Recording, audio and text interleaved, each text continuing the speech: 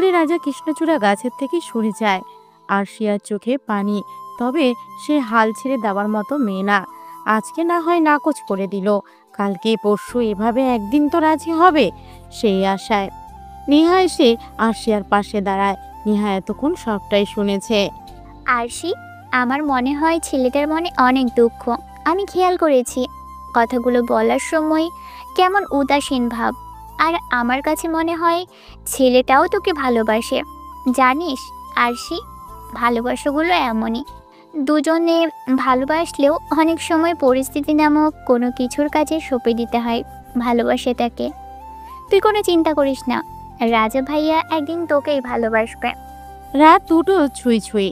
ল্যাম্পপোস্টের আলোতে ফাঁকা রাস্তায় দাঁড়িয়ে আছে একজন যুবক, মুখে জ্বলন্ত সিগারেট। ধোঁয়াগুলো আকাশের দিকে উড়িয়ে দিচ্ছে। একটু পর শো শো করে দুটো গাড়ি এসে ছেলেটার সামনে দাঁড়ায়।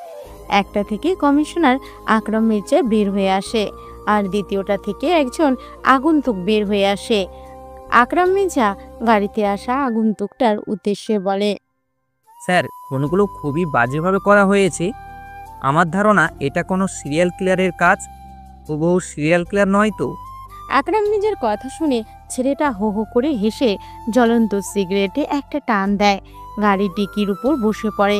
ছেলেটার কর্মকাণ্ডে আকরাম মির্জা অবাক হয়, কারণ তার স্যারের সামনে এমন কেউ করেনি। আর ছেলেটা বা কে?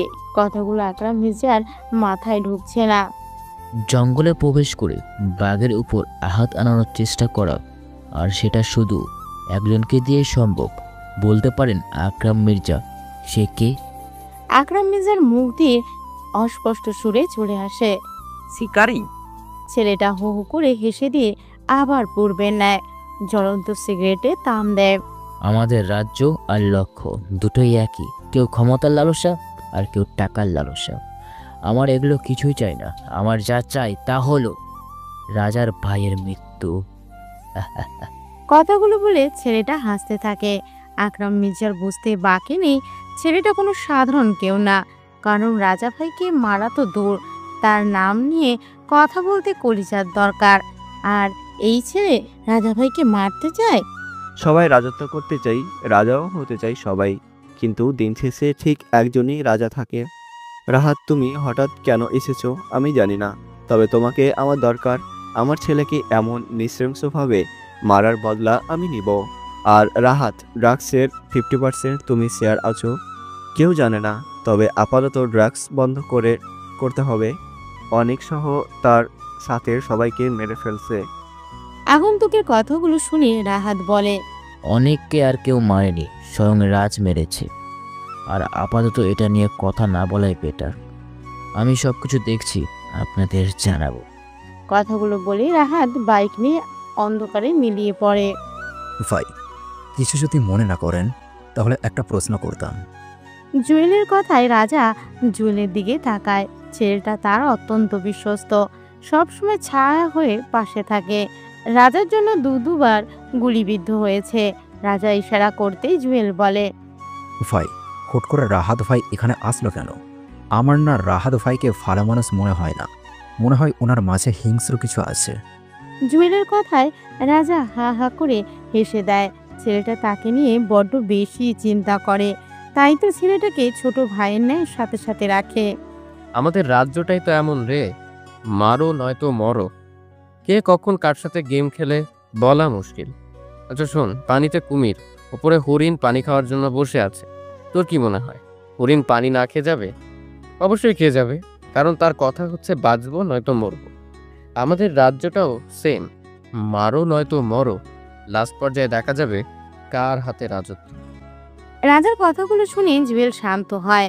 আসলে রাজা হচ্ছে ঠান্ডা মাথার মাইন্ড গেমার। নিজের চাল কখনো অন্যের উপর প্রয়োগ করে তা সে নিজেও জানে না। একটু পর রাজার বাড়ির কলিং বেল বেজে ওঠে। জুয়ে গিয়ে দরজা খুলে দেয়। রাহাত এসেছে। কিরে বন্ধু, রাজত্ব কেমন চলছে? আর দেখলাম তো ওই দিন ভার্সিটির কাহিনী, মেয়েটার প্রেমে মজে গেছিস। রাহাতের কথায় রাজা মুচকি হাসে। কিলার জগৎটাই এমন, হঠাৎ তোর আগমন বার্তা পেলাম, তা কারণ কি? কোনো কারণ নেই, কিলার পাঠানো হলো তোর সাথে সাথে থাকার জন্য, তাই তো আমি চলে এসেছি। তোর সাথে থাকলে কিছু শিখতে পারবো। রাহাতের কথায় রাজা শব্দ করে হাসে। কালো জগতের কালো কাহিনী সব মিলিয়ে আতঙ্ক তুলি। হাসতে থাক বন্ধু, তোর হাসিটা তো আমার সহ্য হয় না, তোর হাসিটা আমার অসহ্য। খুব তাড়াতাড়ি রাতে রাজত্বর কামনা হবে। তোকে সরাতে পারলে কিলারকে সরাতে পারবো, তোর কাহিনী শেষ করব। পীরঝাড়া রোডের দুপাশে ঝাউবনের সমাহার, আর আকাশে চাঁদটার আলো বেশ ধোঁয়াশা। চাঁদটা তার অনাবিল বর্ণানিত সৌন্দর্যটা বিলিয়ে দিতে পারছে না কালো মেঘের কারণে। তারপরও আকাশের চাদরটা আজ বেশ মোহনীয় লাগছে। ল্যাম্পপোস্টের আলোয় রাস্তাটাকে বেশ সুন্দর দেখাচ্ছে। তার বুকে পড়ে রয়েছে কিছু শুকনো পাতা আর আম গাছের ডালের অংশ। দুটি ছেলে বসে আছে রাস্তাটার ঠিক মাঝখানটায়। একজনের হাতে মদের বোতল, অন্যজনের হাতে জ্বলন্ত সিগারেট। লকারও মুখে কোনো কথা নেই, নিশ্চুপতা ভর করেছে তাদের উপর, যেন কত আপনই নিশ্চুপতা। এই পথটা দিয়ে আসবে মন্ত্রী ফাহাদ। দূর থেকে একটা গাড়ির হেডলাইটের আলো দেখা যাচ্ছে। ছেলে দুটো মাথাটা নিচু করে নেই, কালো প্যান্ট যা ছেঁড়া ছেঁড়া স্টাইল, পায়ে হাই কনভার্স, মুখে কালো ভূতের মাস্ক। মন্ত্রীর গাড়িটা ছেলে দুটোর সামনে এসে দাঁড়ালো। গাড়ির ভিতরে মন্ত্রী ফাহাদ সাহেব কি বলল শোনা গেল না। কয়েকটা লোক নামলো, লোকগুলো ছেলে দুটোর সামনে এসে দাঁড়ালো। আব্বে তোরা কারা, কি করছিস এখানে? মাঝখান দিয়ে সরে বস, মন্ত্রী সাহেব বাসায় যাবেন, সরে দাঁড়া। কিন্তু ছেলেগুলোর মধ্যে কেউ সরে বসে না। লোকগুলো যখন ধাক্কা দিতে যাবে তখন শট শট করে কয়েকটা শব্দ হয়। লোকগুলো নিস্তেজ দেহগুলো পড়ে আছে পিচঢালা কালো রঙের রাস্তাটায়। মন্ত্রী সাহেব গাড়ি থেকে নামলেন। পুরো জায়গাটা জুড়ে তিনটে মানুষ দাঁড়িয়ে আছে। মন্ত্রী সাহেব বেশ ভয় পান, কাঁপা কাঁপা কণ্ঠে বললেন, তোমরা কারা? ছেলে দুটো কোনো কথা বলে না, কেবল মাথাটা নিচু করে বসে থাকে তারা। তাদের মধ্যে কেউ একজন মাথা তুলে তাকায়, জোরে হেসে উঠে সে।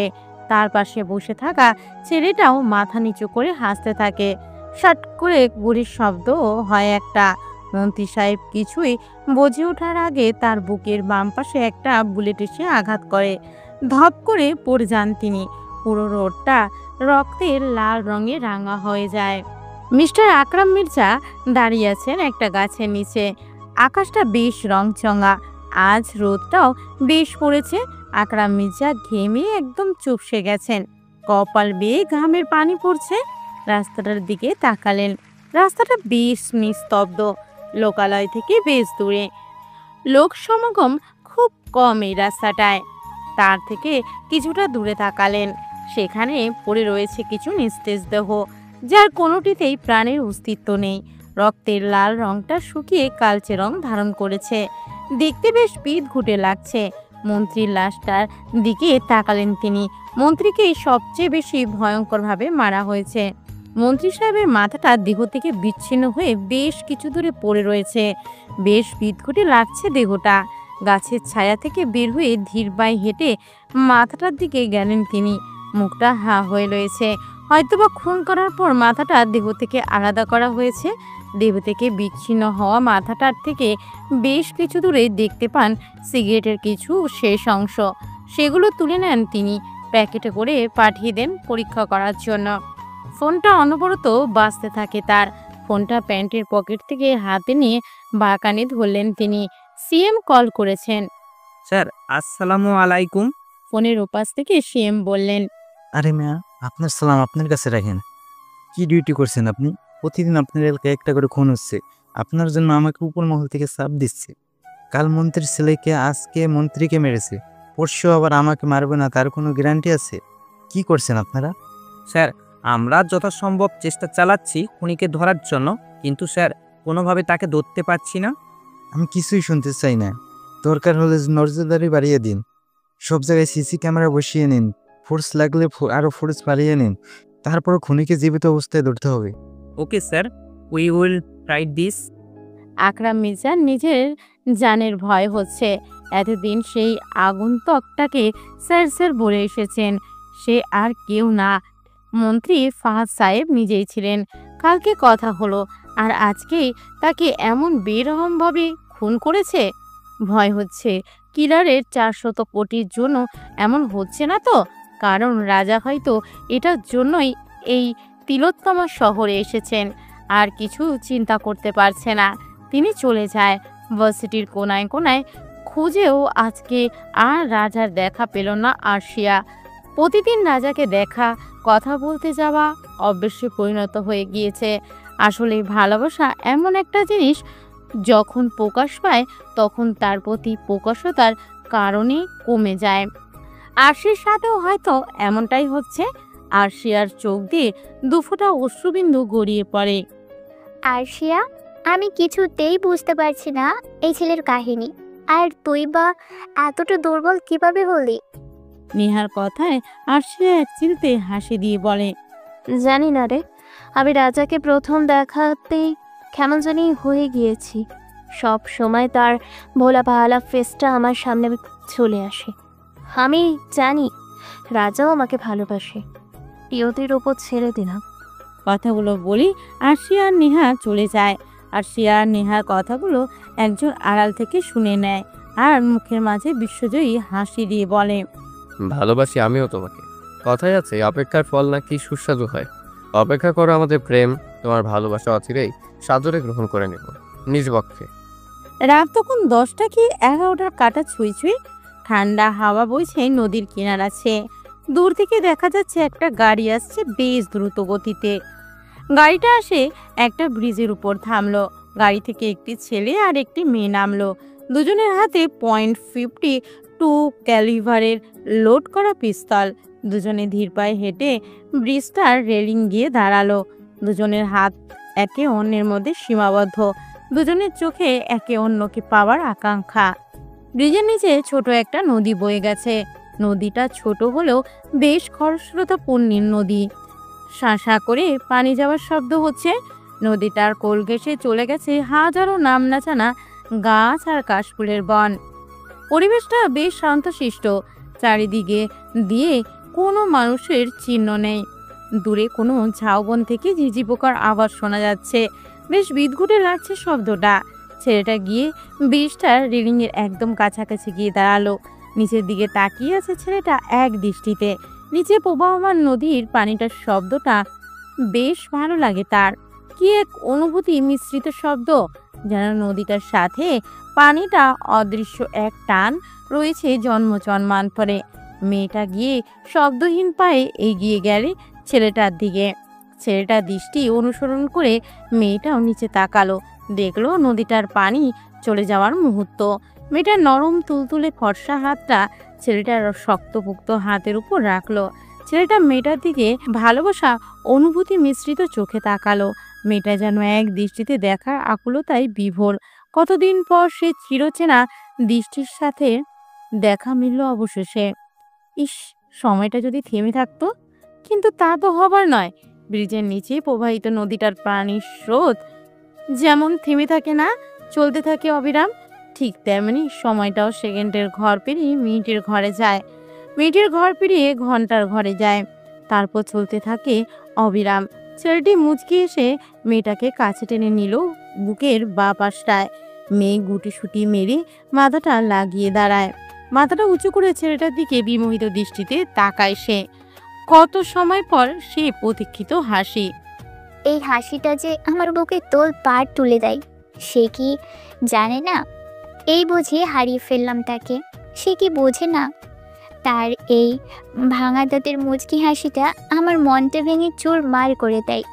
বুকের বা পাশটাই যে ভীষণ ব্যথা করে হাসিটা দেখলে। তারপরেও ছেলেটা এমন করে হাসে কেন? ছেলেটার গায়ের সাথে লিপটে আছে মেয়েটা বেশ শক্ত করে। ছেলেটার গা থেকে আসা ঘর্মাক্ত গন্ধটাও শুকতে মেয়েটার ভালো লাগে। হুট করে ছেলেটা মেয়েটার কপালে গাঢ় করে ভালোবাসার পরশ এক চিহ্ন এঁকে দেয় নিজ ঠোঁট দিয়ে।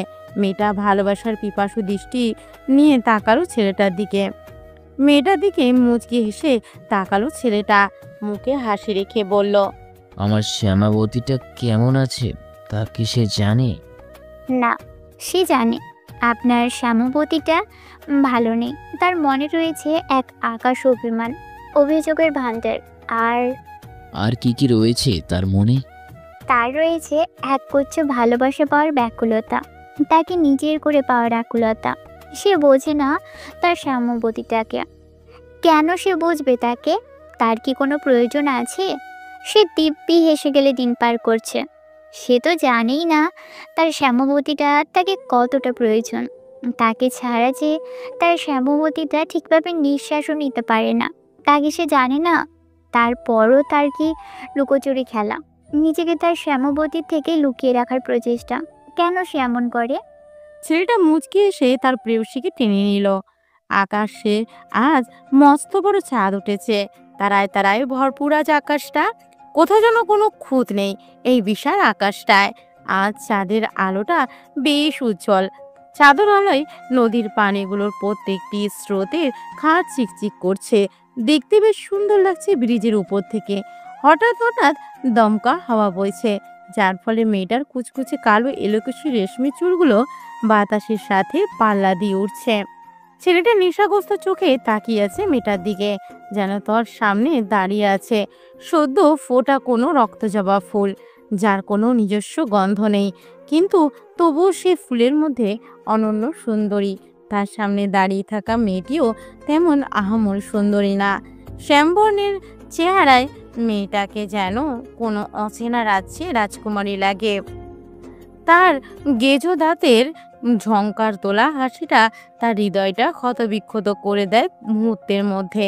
তাই তো সে মেয়েটার নাম দিয়েছে শ্যামবতী, শুধুই তার ওই শ্যামবতী। তবুও তার কত চালাক চাতুরি, নিজেকে আড়ালে রাখার কত পদ্ধতি ব্যবহার করতে ব্যস্ত সে। তাদের মাঝে বেশ নীরবতা ভেঙে মেয়েটাকে বলল, আচ্ছা শোনো না, রাজা আর আরশিয়া একজন আরেকজনকে ভালোবাসে কিনা জানি না, তবে আরশিয়া রাজাকে ভালোবাসে। আমি আরশিয়াকে রাজার জন্য কান্না করতে দেখেছি। আমি বুঝতে পেরেছি আরশিয়া রাজাকে ভালোবাসে, কিন্তু রমণীটি আর বলতে পারল না। ছেলেটি মুচকি হাসি দিয়ে রমণীটিকে নিজের সাথে আরো মিশিয়ে নাকের কাছে নাক নিয়ে বলতে লাগে, ভালোবাসা এমনই একটা জিনিস, যদি কারো মনে হয় কারো প্রতি ভালোবাসা খেলে যাবে, তাহলে সে মানুষটা কয়লার মতো পুড়ে যাবে। ভালোবাসা অদ্ভুত একটা জিনিস। চিন্তা করো না রাজ, আরশিয়াকে ভালোবেসেই বসবে। বন্ধু আমার, তার প্রতিটা জিনিস আমি জানি। হতে পারে সে মাইন্ড ওয়ার্ল্ড রাজ, তবুও তার একটা মন আছে যা দিনে দিনে আরশিয়া চাইবে। কথাগুলো বলেই ছেলেটা উচ্চ স্বরে হাসতে থাকে। ভার্সিটিতে আজ কি যেন অনুষ্ঠান হবে। সব ছাত্রছাত্রী আজ পাহাড়ি রঙের পোশাকে সজ্জিত হয়ে এসেছে। আরশিয়া আর নেহাও বাদ যায়নি। দুজনেই আজ কালো জামদানি শাড়ি পরে এসেছে। দুজনকে আজ বেশ সুন্দর লাগছে। একজনকে যেমন শ্যামবতী লাগছে, তেমনি অন্যজনকে মায়াবতী লাগছে। ভার্সিটির বকুলতলায় বসে দুজনেই বসে বসে কি যেন বলছে আর অট্টহাসিতে মেতে উঠছে। দুজনেই বসে আছে রাজার জন্য। বেশ অনেকক্ষণ হলো তারা বসে আছে। ভার্সিটির সব ছেলেরা বিমোহিত দৃষ্টিতে তাকিয়ে আছে হাঁ করে। এই ব্যাপারটাই যেমন তারা অস্বস্তিতে পড়েছে, তেমনি বেশ উপভোগ করছে। এমনি দুজনে ভার্সিটিতে সুন্দরীদের মধ্যে আছে। এক ছেলে তো সরাসরি প্রপোজ করে ফেলেছে আরশিয়াকে না চিনে। যখন চিনতে পারলো তার সামনে যে মেয়েটি বসে আছে সে ভার্সিটির কমিশনারের মেয়ে আরশিয়া, তখনই দৌড় দিল ছেলেটি। এ নিয়ে আরশিয়া আর নেহা সে কি হাসি। ভার্সিটির গেট দিয়ে প্রবেশ করে দুটি ছেলে দুজনকে দেখে আরশিয়া আর নেহা দুজনের মুখে হাসি ফুটে উঠেছে। রাজাকে তো চেনেই, কিন্তু রাজার পাশে থাকা ছেলেটাকে আরশিয়া চেনে না। তারা দুজন ধীর পায়ে হেঁটে ভার্সিটির পূর্ব দিকে কৃষ্ণচূড়া গাছটার কাছে আসে। নীরবতা ভেঙে রাহাত বলে ওঠে, রাজা, আরশিয়া ভাবির সাথে মেয়েটাকে দেখে আমি ঠিক থাকতে পারছি না। তাকে আমি আমার মায়াবতী শ্যামাবতী বানাবো। ওই শ্যামা বর্ণের চেহারা আমাকে পুরো ঝলসে দিচ্ছে। রাহাতের কথায় রাজা মুখ টিপে হাসে। আরশিয়ার পাশে নেহা ছিল। নেহাকে দেখেই রাহাত কথাগুলো বলল। একটু পর নেহা আর আরশিয়া তাদের সামনে এসে দাঁড়ালো। রাজা, আমি তোমার সাথে কিছু কথা বলতে চাই, আর তা এক্ষুনি।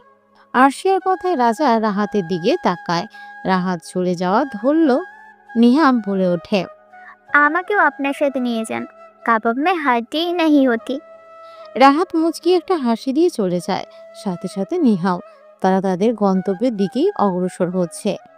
রাজা, আমি আর নিতে পারছি না তোমার অবহেলা। ভালোবাসি তোমাকে, বুঝতে পারছি না তুমি হিনা আমি কেমন আছি তা আমি জানি। বিশ্বাস করো, আমার ভালোবাসায় কোনো স্বার্থ নেই। তোমাকে ভালোবাসি, তোমাকে আঁকড়ে ধরে বাঁচতে চাই। তুমি আমাকে তোমার পাশে থাকার একটা সুযোগ দাও। ভালোবাসা খুবই সহজ একটা কথা আরশিয়া, কিন্তু কি জানো, সবার জন্য ভালোবাসা হয় না। মরুভূমির মাঝে যেমন পানি বের করা যায় না, তেমন আমার মনের মাঝে ভালোবাসার নামক বস্তুটার কোনো অস্তিত্ব নেই। তোমাকে একটা ঘটনা বলি। তুমি বড় লোক বাবার মেয়ে, জীবনে কখনো অনাহারে থাকোনি, কিন্তু আমি দিনের পর দিন অনাহারে বড় হয়েছি। রাস্তায় পড়ে থাকা আংশিক ভালো খাবারগুলো তোমাদের মতো বড় লোক যারা ফেলে দিয়েছে তাকে নিজের জীবন বাঁচিয়েছি। রাস্তায় নিজের ঘর বাড়ি বানিয়েছি। জন্মের পর নিজের মায়ের মুখ দেখিনি, জানি না আমার মাকে। আমাকে নাকি ডাস্টবিনে ফেলে রেখে গিয়েছে। অসহ্য যন্ত্রণা হয়। আমাকে যদি তাদের এভাবে ডাস্টবিনে ফেলে রাখাই হতো, তাহলে জন্ম কেন দিল? আমার জীবন অভিশপ্ত। আমি চাই না আমার জন্য তোমার জীবনটা নরকে পরিণত হোক। মনে আছে বলেছিলাম তোমাকে, ভালোবাসি কথাটা অতি সহজ, কিন্তু ভালোবেসে আঁকড়ে থাকাটাই কঠিন। ভালোবাসি বলতে কোনো ক্ষতি নেই, তবে ভালোবাসি বলে দিন শেষে নিজের মধ্যে আটকে রাখা ক্ষতি। মুখে বললাম ভালোবাসি আর সময় ছেড়ে গেলাম, তা ভালোবাসা হতে পারে না। আমি এমন একজন মানুষ যার মাঝে ভালোবাসা নেই। আমার মাঝে সৃষ্টিকর্তা ভালোবাসা দিয়ে পাঠায়নি। আমি মানুষটা সবার থেকে আলাদা। আমাকে ভালোবেসে ভুল করো না, ভুলে যাও আমি নামক ছায়াটার কথা। কথাগুলো বলে রাজা কৃষ্ণচূড়া গাছটা থেকে সরে গিয়ে গুটিসুটি পায়ে ক্যাম্পাসে প্রবেশ করে। ক্লাসরুমে চলে যায়। আরশিয়া তখনও তাকিয়েছিল ঝরে পড়া কৃষ্ণচূড়া ফুলগুলোর দিকে। তাজা থাকাকালীন কতই না সৌন্দর্য ফুটিয়ে তুলেছিল, আর এখন মৃত মনে হচ্ছে। সেও রাজার মৃত্যুপুরী থেকে তাজা কৃষ্ণচূড়ায় রূপান্তরিত করবে। সেও তার ভালোবাসা দিয়ে দেখিয়ে দিবে ভালোবাসা কিছু দেখে না, ভালোবাসা দেখে দুটো পবিত্র প্রাণ। গুড়ি গুড়ি বৃষ্টি হচ্ছে, সাথে দমকা হাওয়া বইছে। রাস্তার ধারে কিছু বৃষ্টির পানি জমেছে। ল্যাম্পপোস্টের আলোতে পানিগুলো চিকচিক করছে। বেশ কয়েক মিটার দূরে দূরে সারিবদ্ধভাবে ল্যাম্পপোস্টগুলো চলে গেছে। রাস্তাটার মাঝে কোনো মানুষের আনাগোনা নেই। নিস্তব্ধ রাতে জনাকীর্ণ রাস্তার ধারে হেঁটে যাচ্ছে দুটি ছেলে। পুরো রাস্তাটায় কোনো মানুষের আনাগোনা নেই, একদম জনশূন্য। রাস্তাটা বেশ সুন্দর লাগছে রাতের ঘুটঘুটে অন্ধকারে। আজ আর চাঁদের আলো নিয়ে রাস্তায়। ছেলে দুটির মধ্যে একজনের হাতে বিয়ারের বোতল, অন্যজনের হাতে জ্বলন্ত সিগারেট। একজন ঢক ঢক করে বিয়ার খাচ্ছে, তো আর একজন বেশ জোরেই সিগারেটের ধোঁয়া ছাড়তে ব্যস্ত। দুজনের গায়ে কালো রঙের টি শার্ট আর সাদা জিন্স, পায়ে হাই কনভার জুতো। কিছুক্ষণ আগে যে লোকটিকে মারা হয়েছে সে একজন বিজনেসম্যান। বেশ পুরনো হিসাব বাকি ছিল লোকটার সাথে, তাই আজ হিসাবটা একদম মিটিয়ে নিল। ছেলে দুটো আচমকা বেশ জোরে হেসে উঠল। জনশূন্য রাস্তাটায় হাসিটা কয়েকবার বাড়ি খেয়ে বেশ বিদঘুটে শোনালো। মিস্টার আকরাম মির্জা ডিউটি শেষ করে বাড়ি ফিরছিলেন। মাথার মধ্যে তখনও খুনের রহস্যগুলো দলা পেকে ঘুরছে, যা সহজে খুলছে না। কি করবেন কিছুই বুঝে উঠতে পারছেন না তিনি। কপালে হাত রেখে চিন্তা করছেন। উপর থেকে চাপ আসছে দিনকে দিন। কপালে হাত রেখে যখন চিন্তায় মগ্ন, হঠাৎ ড্রাইভার গাড়ি থামালেন। গাড়ি থামার ফলে আকরাম মির্জা বেশ বিরক্ত হলেন। গাড়ি কেন থামালে সালাম? স্যার সামনে দেখুন। কেন, কি হয়েছে? দেখুন না রমিত স্যার। সালামের কথা মতো আকরাম মির্জার সামনে তাকালেন। তাদের থেকে বেশ কিছু দূরে পড়ে আছে একটা লাশ। আকরাম মির্জা দ্রুত পায়ে হেঁটে গেলেন লাশটার দিকে। আবারও একটা খুন। আকরাম মির্জা লাশটার কাছে এসে পৌঁছালেন। লাশটার দিকে পূর্ণ দৃষ্টিতে তাকালেন। এবারও লাশটার মাথা দেহ থেকে বিচ্ছিন্ন। লাশটার উন্মুক্ত বুকটার মধ্যে বেশ ধারালো কিছু লেখা হয়েছে। আকরাম মির্জা প্যান্টের পকেট থেকে মোবাইল বের করে হাবিলদার রমিজকে কল করে কয়েকটা পুলিশকে সাথে নিয়ে আসতে বললেন। কল কেটে মোবাইলের ফ্ল্যাশ লাইটটা জ্বালিয়ে বুকের মধ্যে থেকে রক্তগুলো পরিষ্কার করলেন। আকরাম মির্জা বেশ তীক্ষ্ণ দৃষ্টিতে তাকালেন লেখাটার দিকে। বেশ তেরা বেঁকা করে লেখা আছে। তিলোত্তমা শহরে আমার আগমন। লেখাটাকে দেখে বেশ বিস্মিত হন তিনি। আনমনে বললেন, এটাও তাদের খুন? লাশটা থেকে সরে আকরাম মির্জা পকেট থেকে একটা সিগারেট চালায়। বেশ আস্তে আস্তে সিগারেটটায় টান দিচ্ছেন তিনি, আর কি যেন ভাবছেন। লাশটা থেকে কিছু দূরে পড়ে আছে দেহ থেকে বিচ্ছিন্ন হওয়া মাথাটার দিকে এগিয়ে গেলেন ধীর পায়ে। হাঁটু গেড়ে বসলেন মাথাটার পাশে। মাথাটা হাতে নিয়ে তাকালেন তিনি। হা হয়ে আছে মুখটা, কপালের ঠিক মাঝ বরাবর গুলি চিহ্ন। গরম উত্তপ্ত বুলেট দ্বিধাহীনভাবে চলে গেছে খুব স্বাভাবিকভাবে।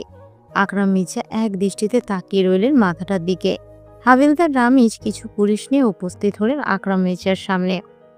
আকরাম মির্জা শান্ত দৃষ্টিতে তাকালেন রামিজদের দিকে। রামিজকে উদ্দেশ্য করে বললেন, রমিজ, সবাইকে এইদিকে আসতে বলো। রামিজ সবাইকে ডাক দিয়ে একত্র হতে বলল। জায়গাটিতে উপস্থিত থাকা সকল পুলিশ কর্মকর্তা একসাথে সারিবদ্ধভাবে দাঁড়ালো। আকরাম মির্জা তাদের সামনে এসে দাঁড়ালেন। সবাই একসাথে সালাম দিয়ে নীরব রইল। আকরাম মির্জা সালামের জবাব দিয়ে গলাটা পরিষ্কার করে নিলেন। গলার স্বরটা হালকা ভরাট করে বললেন, তোমাদের এখানে ডেকেছি কেন জানো? হয়তো কেউ জানো বা ধারণা করছো এই জন্য। তোমাদের এখানে ডাকা হয়েছে এই খুনের রহস্যটা বের করার জন্য না। তোমাদের কয়েকটা কথা বলবো, খুব মনোযোগ দিয়ে শোনো। এতদিন যাবৎ যেসব খুন হয়েছে সব একজনই করেছে। খুব ঠান্ডা মাথায় খুনগুলো করেছে সে। এখনো অবধি কোনো খুনের মজবুত একটাও প্রমাণ পাওয়া যায়নি যে তাকে আমরা ধরতে পারবো। সে যতগুলো খুন করেছে সেখানে সে একটা প্রমাণও রেখে যায়নি। খুব নিখুঁতভাবে সে খুনগুলো করে চলে গেছে। এখন তোমাদের মনে প্রশ্ন জাগছে, তাহলে স্যার আমরা তাকে কিভাবে ধরবো? সত্যি বলতে প্রশ্নটার উত্তর আমার কাছেও নেই। তাহলে আসল খুনিকে বা মাস্টার মাইন্ডকে কিভাবে ধরবো? আমরা তাকে ধরার চেষ্টা করব না। রমেশ, থানাতে থাকা সকল এসআই, এসপিআইকে, হাবিলদারকে 5 মিনিটের মধ্যে আমার সামনে আসতে বলো। হাবিলদার রামিজ সব পুলিশকে কলে বললেন আকরাম মির্জা আব্দুল তাদের ডেকে পাঠিয়েছে। পকেট থেকে সিগারেটের প্যাকেটটা নিয়ে একটা সিগারেট ধরালেন তিনি। পরপর কয়েকটা টান দিয়ে মুখ থেকে সিগারেটটা হাতে নিলেন তিনি। এভাবে সিগারেট খাওয়া যেন তার অভ্যাসে পরিণত হয়ে গিয়েছে। মুখ আর নাক দিয়ে ধোঁয়াগুলো ছেড়ে দিলেন দূরেই, ওই নিখোঁজ কালো আকাশটার দিকে। থানায় থাকা সব পুলিশ কর্মকর্তা আকরাম মির্জার সামনে দাঁড়িয়ে আছে। কেউ পুলিশি পোশাক নিয়ে, কেউ সিভিল ড্রেস নিয়ে উপস্থিত। রমিজ, সবাই উপস্থিত আছে এখানে? জি স্যার। ভালো। এখানে তোমাদের ডাকা হয়েছে বিশেষ কিছু কারণে। এখানে উপস্থিত থাকা সকলে কয়েকটা দলে ভাগ হয়ে যাবে। প্রতিটি দলে 4-5 জন করে থাকবে। কাল থেকে সবাই শহরের সকল নির্জন কোলাহলমুক্ত জায়গাগুলো থাকবে। বিশেষ করে রাত 12টার পর থেকে সবাই অ্যালার্ট থাকবে। অস্বাভাবিক কিছু দেখলেই আমাকে বা আমাদের মধ্যে যে কোনো একজনকে কল করবে। উনি যেন কোনোভাবেই টের না পায় আমরা তাকে ফলো করছি। সবাই ছদ্মবেশ নিয়ে থাকবে যাতে সে বুঝতে না পারে আমরা পুলিশের লোক। আমি কি বলতে চেয়েছি আশা করি বুঝতে পেরেছো। Yes sir. সবাই একসাথে। ওকে, তোমরা চলে যাও। আর অমিত, লাশটাকে ফরেনসিক ল্যাবে পাঠিয়ে দাও। আমি যাচ্ছি। জি স্যার। বাড়িতে গিয়ে সোফায় গিয়ে বসলেন আকরাম মির্জা। কাজের বুয়াকে জোরে ডাক দিলেন তিনি। রাহেলা, আমার জন্য 1 গ্লাস পানি নিয়ে এসো। আর মামনিকে ডাকছি বলো। যে স্যার, রান্নাঘর থেকে বলল রাহেলা। আকরাম মির্জা সোফায় বসে চিরপরিচিত 1 নাম্বারে কল দিলেন। কানে মোবাইলটা নিলেন তিনি। এখনো রিং হচ্ছে। কল ধরার পর ভরার গলায় বললেন তিনি, কয়েকদিনের জন্য গা ঢাকা দাও তোমরা। কি শুরু করেছো এসব? ওইদিকে সামাল দিতে পারছি না। ওপাশ থেকে কি বলা হলো শোনা যায়নি। শাহিদ আকরাম মির্জা মুচকি হেসে মোবাইলটা কেটে দিলেন। সিঁড়ি বেয়ে আরশিয়া নামছে, পরনে টমস আর জিন্স। আরশিয়া আকরাম মির্জার পাশে বসলো। আকরাম মির্জা মুচকি হেসে বলল, তো মামনি, তোমার ওইদিকে অবস্থা কেমন? সত্যি বলতে ওকে ভালোবাসার ফাঁদে ফেলতে গিয়ে আমি নিজেই ওর প্রেমে পড়ে গিয়েছি। মেয়ে জবাবে আকরাম মির্জা মুচকি হাসলেন। পাশে বসে থাকা আরশিয়া অবাক হয়ে তাকিয়ে রইল। বাবা, তুমি হাসলে কেন? ওকে আমার চাই। কিভাবে এনে দিবে তা আমি জানি না। আমার ওকে চাই, মানে চাই। এবারও আকরাম মির্জা মুচকি হাসলেন, যে হাসির পিছনে রয়েছে কোনো বিষাক্ত সত্য, বিদঘুটে কোনো ভয়ঙ্কর ইতিহাস। মাথায় হাজারো চিন্তা ঘুরছে, অথচ মুখে মুচকি হাসি বজায় রেখেছে। রাজার রাজ্যে হাজারো বনের শিয়াল রাজত্ব করতে হামাগুড়ি দেবে, তবুও রাজা একজনই থাকে। কিলারের 400 কোটি টাকা আনার জন্য এসেছি আমরা। আমাদের প্রেমের নাগর বসিয়ে দিয়েছি সবাই। কিলারের কর্ণপাত হলে কি হবে? রাহাত, তুই বোকাই রয়ে গেলি। কিলার আমাদের দুজনের ভরসায় কি তার 400 কোটি রেখে দিবে? একটু আগে জায়গায় মারা হয়েছে, সে কিলারের লোক, বিজনেসম্যান হয়ে কিলারের কালো দুনিয়ার সঙ্গী। আসিয়ার কি হবে? সে তো সত্যিকারেরই ভালোবাসে। রাহাতের কথায় রাজা জোরে জোরে হেসে ওঠে আর বলে, রাফিয়ান জগতে মিথ্যেটাকে সত্য বলে তুলে ধরা হয়, তার অগোচরে কে বেইমানি করে বলা মুশকিল। আমাদের ডিকশনারিতে ভালোবাসা বলতে কিছু নেই।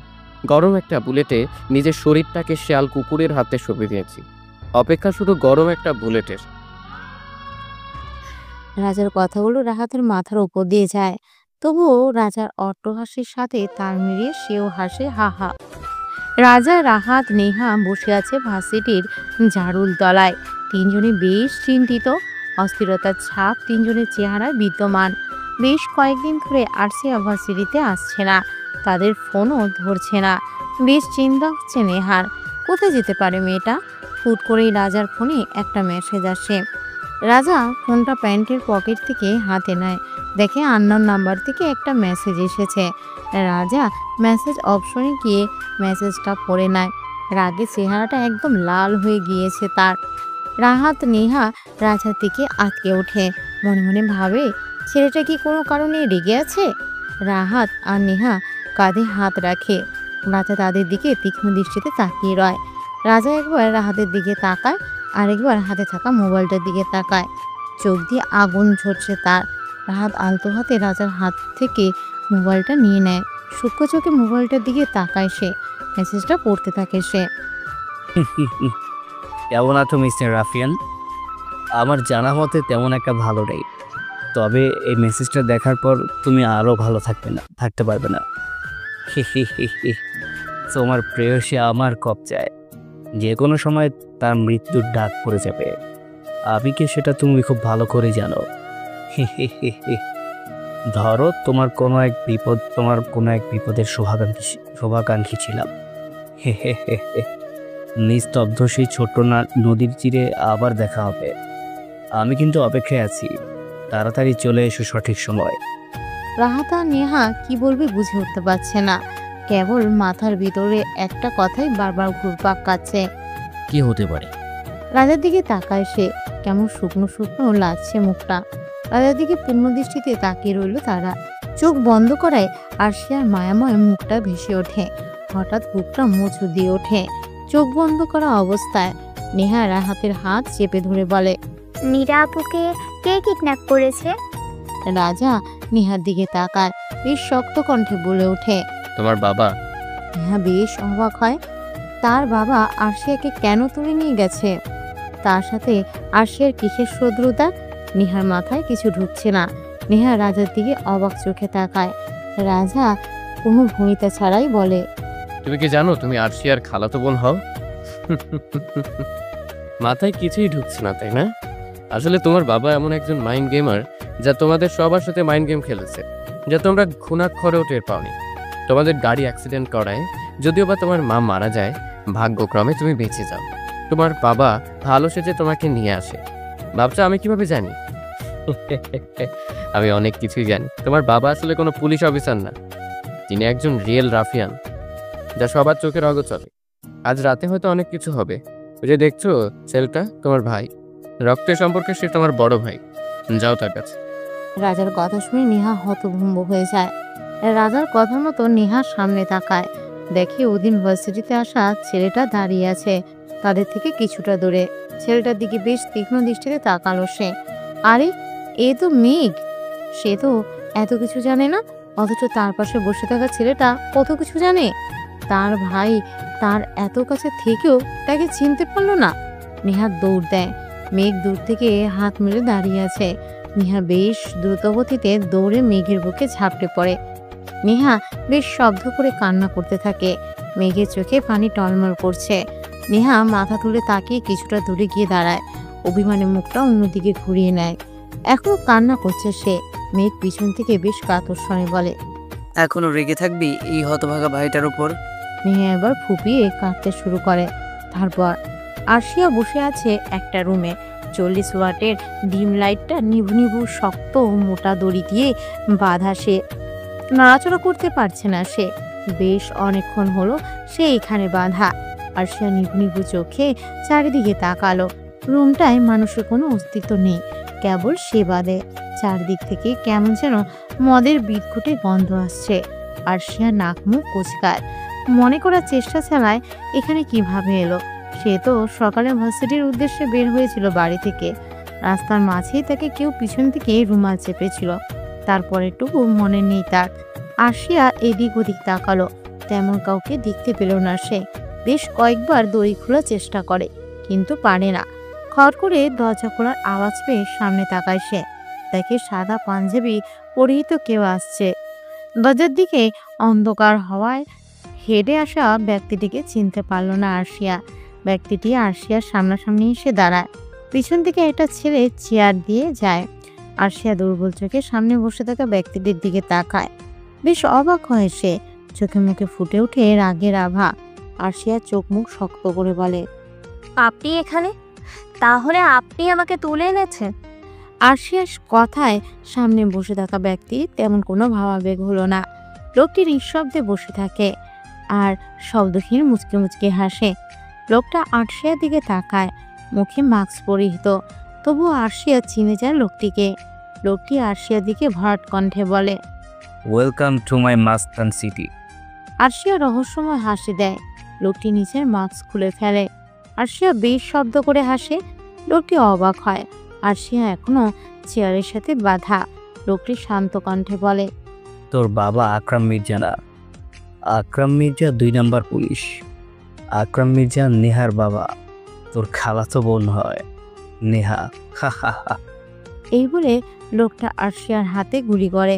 আরশিয়া ব্যথায় আহ করে মৃদুস্বরে চিৎকার করে। লোকটা আরশিয়াকে আরো কাছে এসে তার হাতের বাঁধন খুলে দেয়। আরশিয়া দুর্বল হাতে সিগারেটের প্যাকেটটা হাতে নিয়ে মুখে দেয়। আগন্তুক লোকটা আরশিয়ার দিকে লাইটারটা ছুঁড়ে মারে। আরশিয়া দুর্বল হাতে লাইটারটা নিয়ে সিগারেটটা জ্বালায়। একসাথে কয়েক টান দিয়ে সামনে বসে থাকা আগন্তুক লোকটার দিকে ধোঁয়া ছেড়ে দেয়। লোকটি আরশিয়ার দিকে মুচকি এসে তাকায়। আরশিয়া আপন মনে সিগারেট ফুঁকছে। লোকটি কাকে যেন ইশারা করে। একটি ছেলে নিশিকে টেনে হিজড়ে আনে আরশিয়ার সামনে। মুখের একপাশে চোর মারার ফলে 5টা আঙুল বসে গেছে। দুর্বল চোখে আরশিয়ার দিকে তাকায় নিশি। হঠাৎ করে হু হু করে কেঁদে ওঠে নিশি। মাথাটা কেমন যেন ভু ভু করছে তার। এত জোরে কেউ তাকে চর মারেনি। নিশির এমন হাল দেখে আরশিয়ার চোখ মুখ শক্ত হয়ে যায়। আগন্তুক লোকটি উচ্চস্বরে হেসে বলে, কষ্ট হচ্ছে তাই না? এমনই কষ্ট হয়েছিল যখন তুই আরিফকে মেরেছিলি। মনে মনে ভাবছিস আরিফের সাথে আমার সম্পর্ক কি? একজন বাবার সাথে ছেলের সাথে যে সম্পর্ক, আমার সাথে আরিফের সেই সম্পর্ক। তোর মৃত্যু তো আমার হাতে। আগন্তুকের কথা শুনে আরশিয়া হেসে দেয় উচ্চস্বরে। সিগারেটের প্যাকেট থেকে আরও একটা সিগারেট নিয়ে সেটা জ্বালায় সে।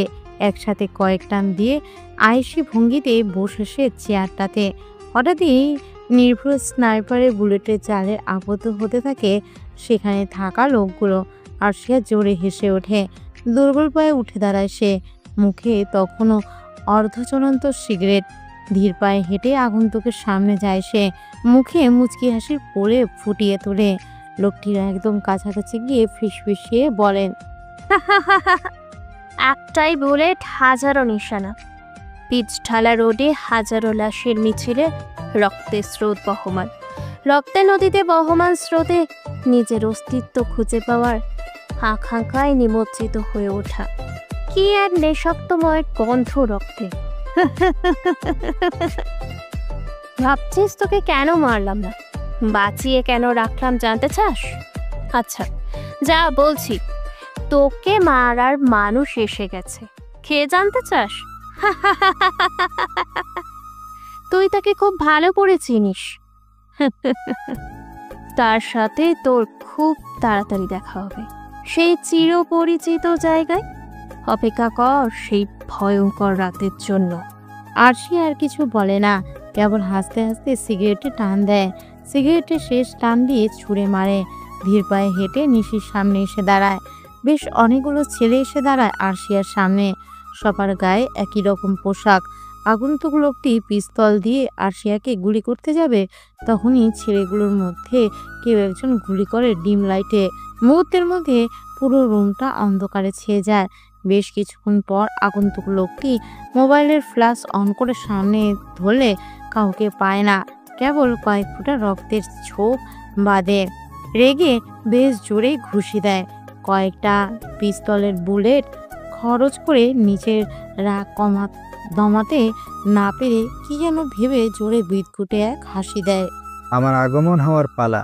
কিলার জগতের মাইন্ড কিলার রাজ মাহমুদ তার চাল চালবে। তৈরি থাক সব রাফিয়ান। সব কিছু নীরবে পর্যবেক্ষণ করে আমার চাল দেওয়ার সময় হয়ে গিয়েছে।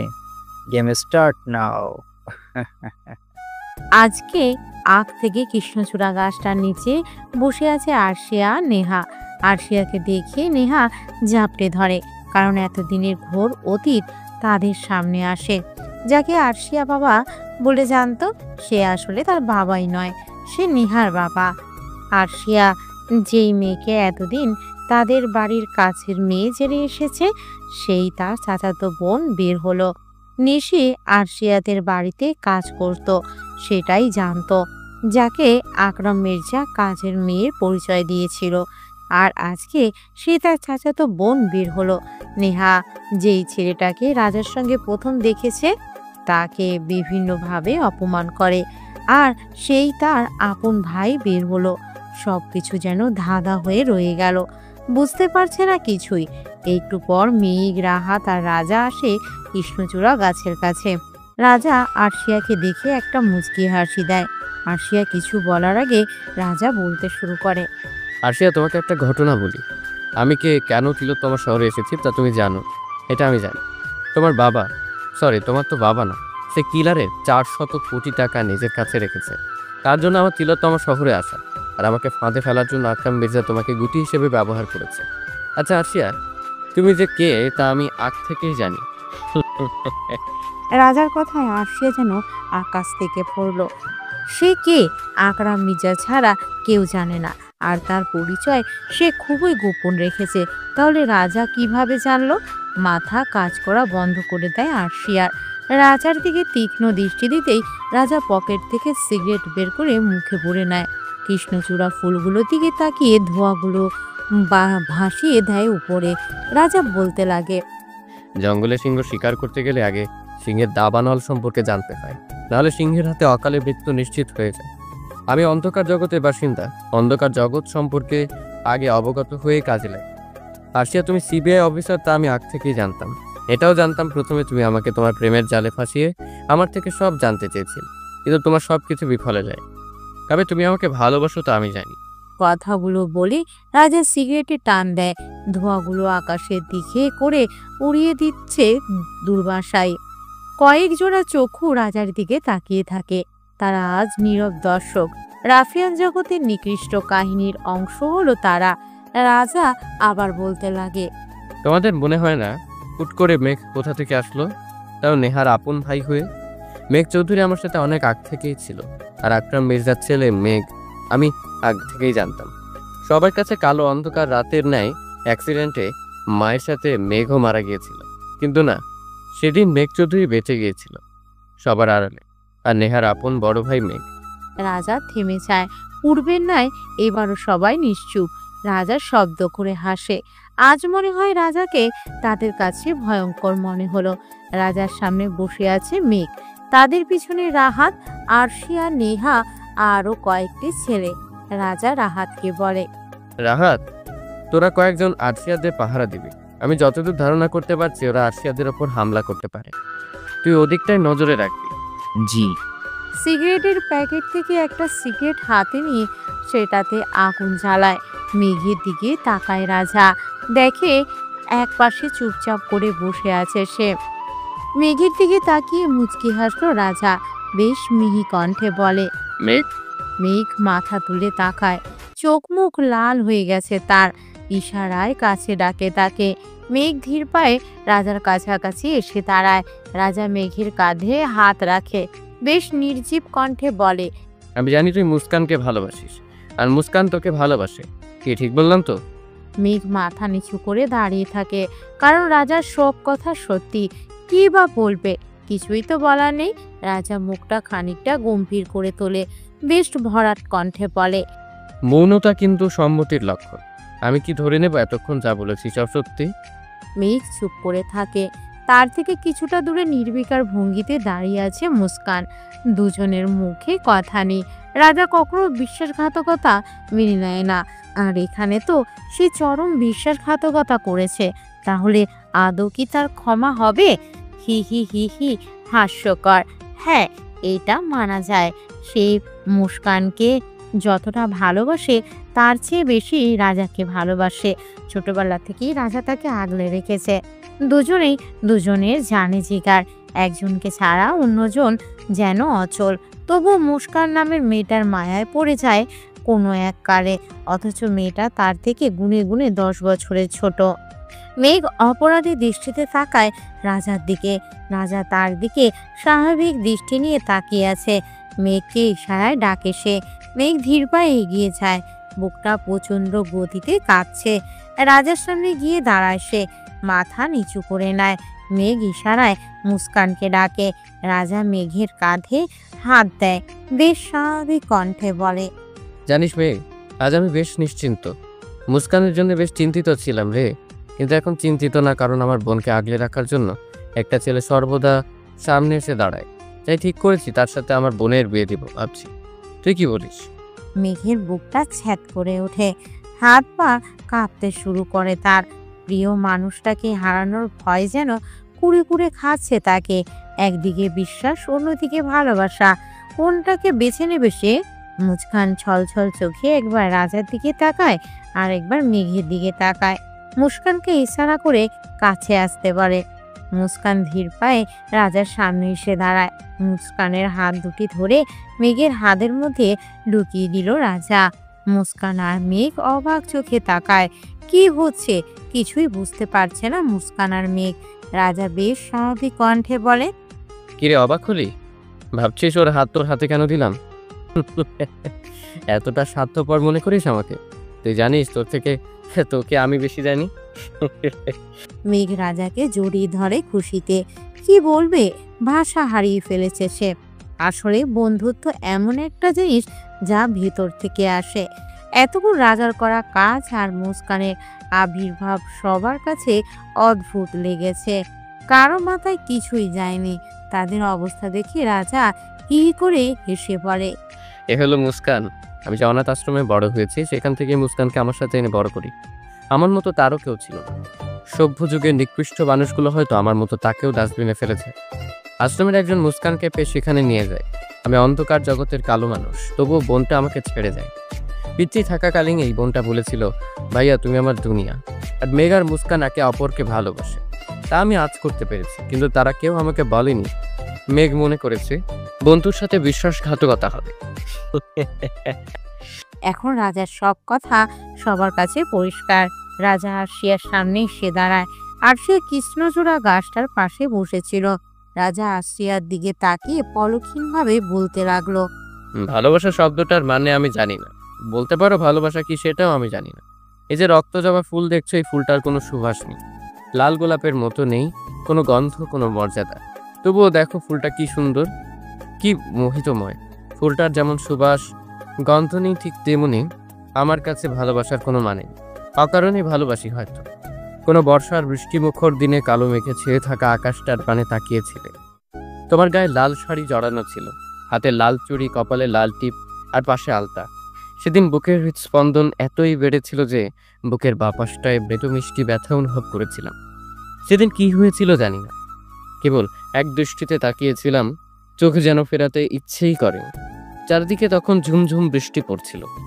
এখনো ভুলতে পারি না সেই মুহূর্ত। ওই দিন একসাথে একদিনে আমার হৃদয়ে রক্তক্ষরণ করেছিল। তাকে আমি নিজের পছন্দের নামও দিয়েছি। যেন তাকে মায়াবতী বলে ডাকি। তার কাছে কি আছে জানি না, কেবল মনে হয় তাকে ছাড়া আমি একদম নিঃস্ব। এই মেয়ে, তোমাকে বলছি, আমাকে কি ভালোবাসা শেখাবে? আরশিয়া চোখ বেয়ে মুক্ত দানার ন্যায় সাদা স্বচ্ছ জল গড়িয়ে পড়ে তুলতুলে মুখটা জুড়ে। আরশিয়া জুড়ে চিৎকার করে বলে, হ্যাঁ, ভালোবাসতে চাই তোমাকে আজীবন। তোমাকে চাই জ্যোৎস্না ভরা রাতে চাঁদের আলোয় তোমার কাঁধে মাথা রেখে তারাগোনার সাথী হিসেবে। তোমাকে চাই প্রতি রাতে নিস্তব্ধ রাস্তায় হেঁটে যাওয়ার সঙ্গী হিসেবে। হুট করে আরশিয়া বেশ দ্রুত গতিতে দৌড়ে এসে রাজার বুকে ঝাঁপিয়ে পড়ল। ভার্সিটির সকল ছেলে মেয়ে হাততালি দিতে থাকে। রাজা চোখ বুঝে নেয়। অন্যরকম একটা অনুভূতি হচ্ছে তার। আরশিয়া গুটিসুটি হয়ে রাজার বুকে আশ্রয় নেয়। রাজা মুচকি হেসে নেয়, বেশ আস্তে করে বলল, পাবলিক কিন্তু চেয়ে আছে আমাদের দিকে, সবাই হাসাহাসি করছে। চলুন বাড়িতে যাই আজ। আরশিয়া সরে দাঁড়ায় রাজার বুক থেকে। রাজা আবারও মুচকি হাসলো। আরশিয়ার দিকে তাকিয়ে বলে, বাগিরি। রাহাত, নেহা, মেঘ, মুস্কান তারা আগেই চলে গিয়েছে। রাজার ইশারার সাথে সাথে তারা চলে গিয়েছিল, কারণ মুস্কান রাজার ছোট বোন। তার সামনে প্রপোজ করলে লজ্জায় নাক কাটা যেত। অপরদিকে একজনের চোখ দিয়ে আগুন বের হচ্ছে, নিজেকে ঠিক রাখতে পারছে না। চিল্লিয়ে সে বলে, আমার সব প্ল্যান ভেস্তে গেল। আরশিকে হাতে পেয়েও হাতছাড়া করলাম। আমার ছেলেকে আমার চোখের সামনে এনকাউন্টার করে হত্যা করছে। আমি কিছুতেই ছাড়বো না। ওই দিন সব কিছুই ঠিকঠাক চলছিল, হুট করে কোথা থেকে এত ছেলে আসলো কে জানে। পরের জন্য গর্ত খুললে সেই গর্তে নিজেকে পড়তে হয়। তুই আমার শক্ত বের করার জন্য আরশিয়াকে সব বলে দিলি। আরশিয়াকে আমি ছোটবেলা থেকে লালন পালন করেছি তার নামের সম্পত্তির জন্য, আর আজকে তোর জন্য সব ভেস্তে গেল।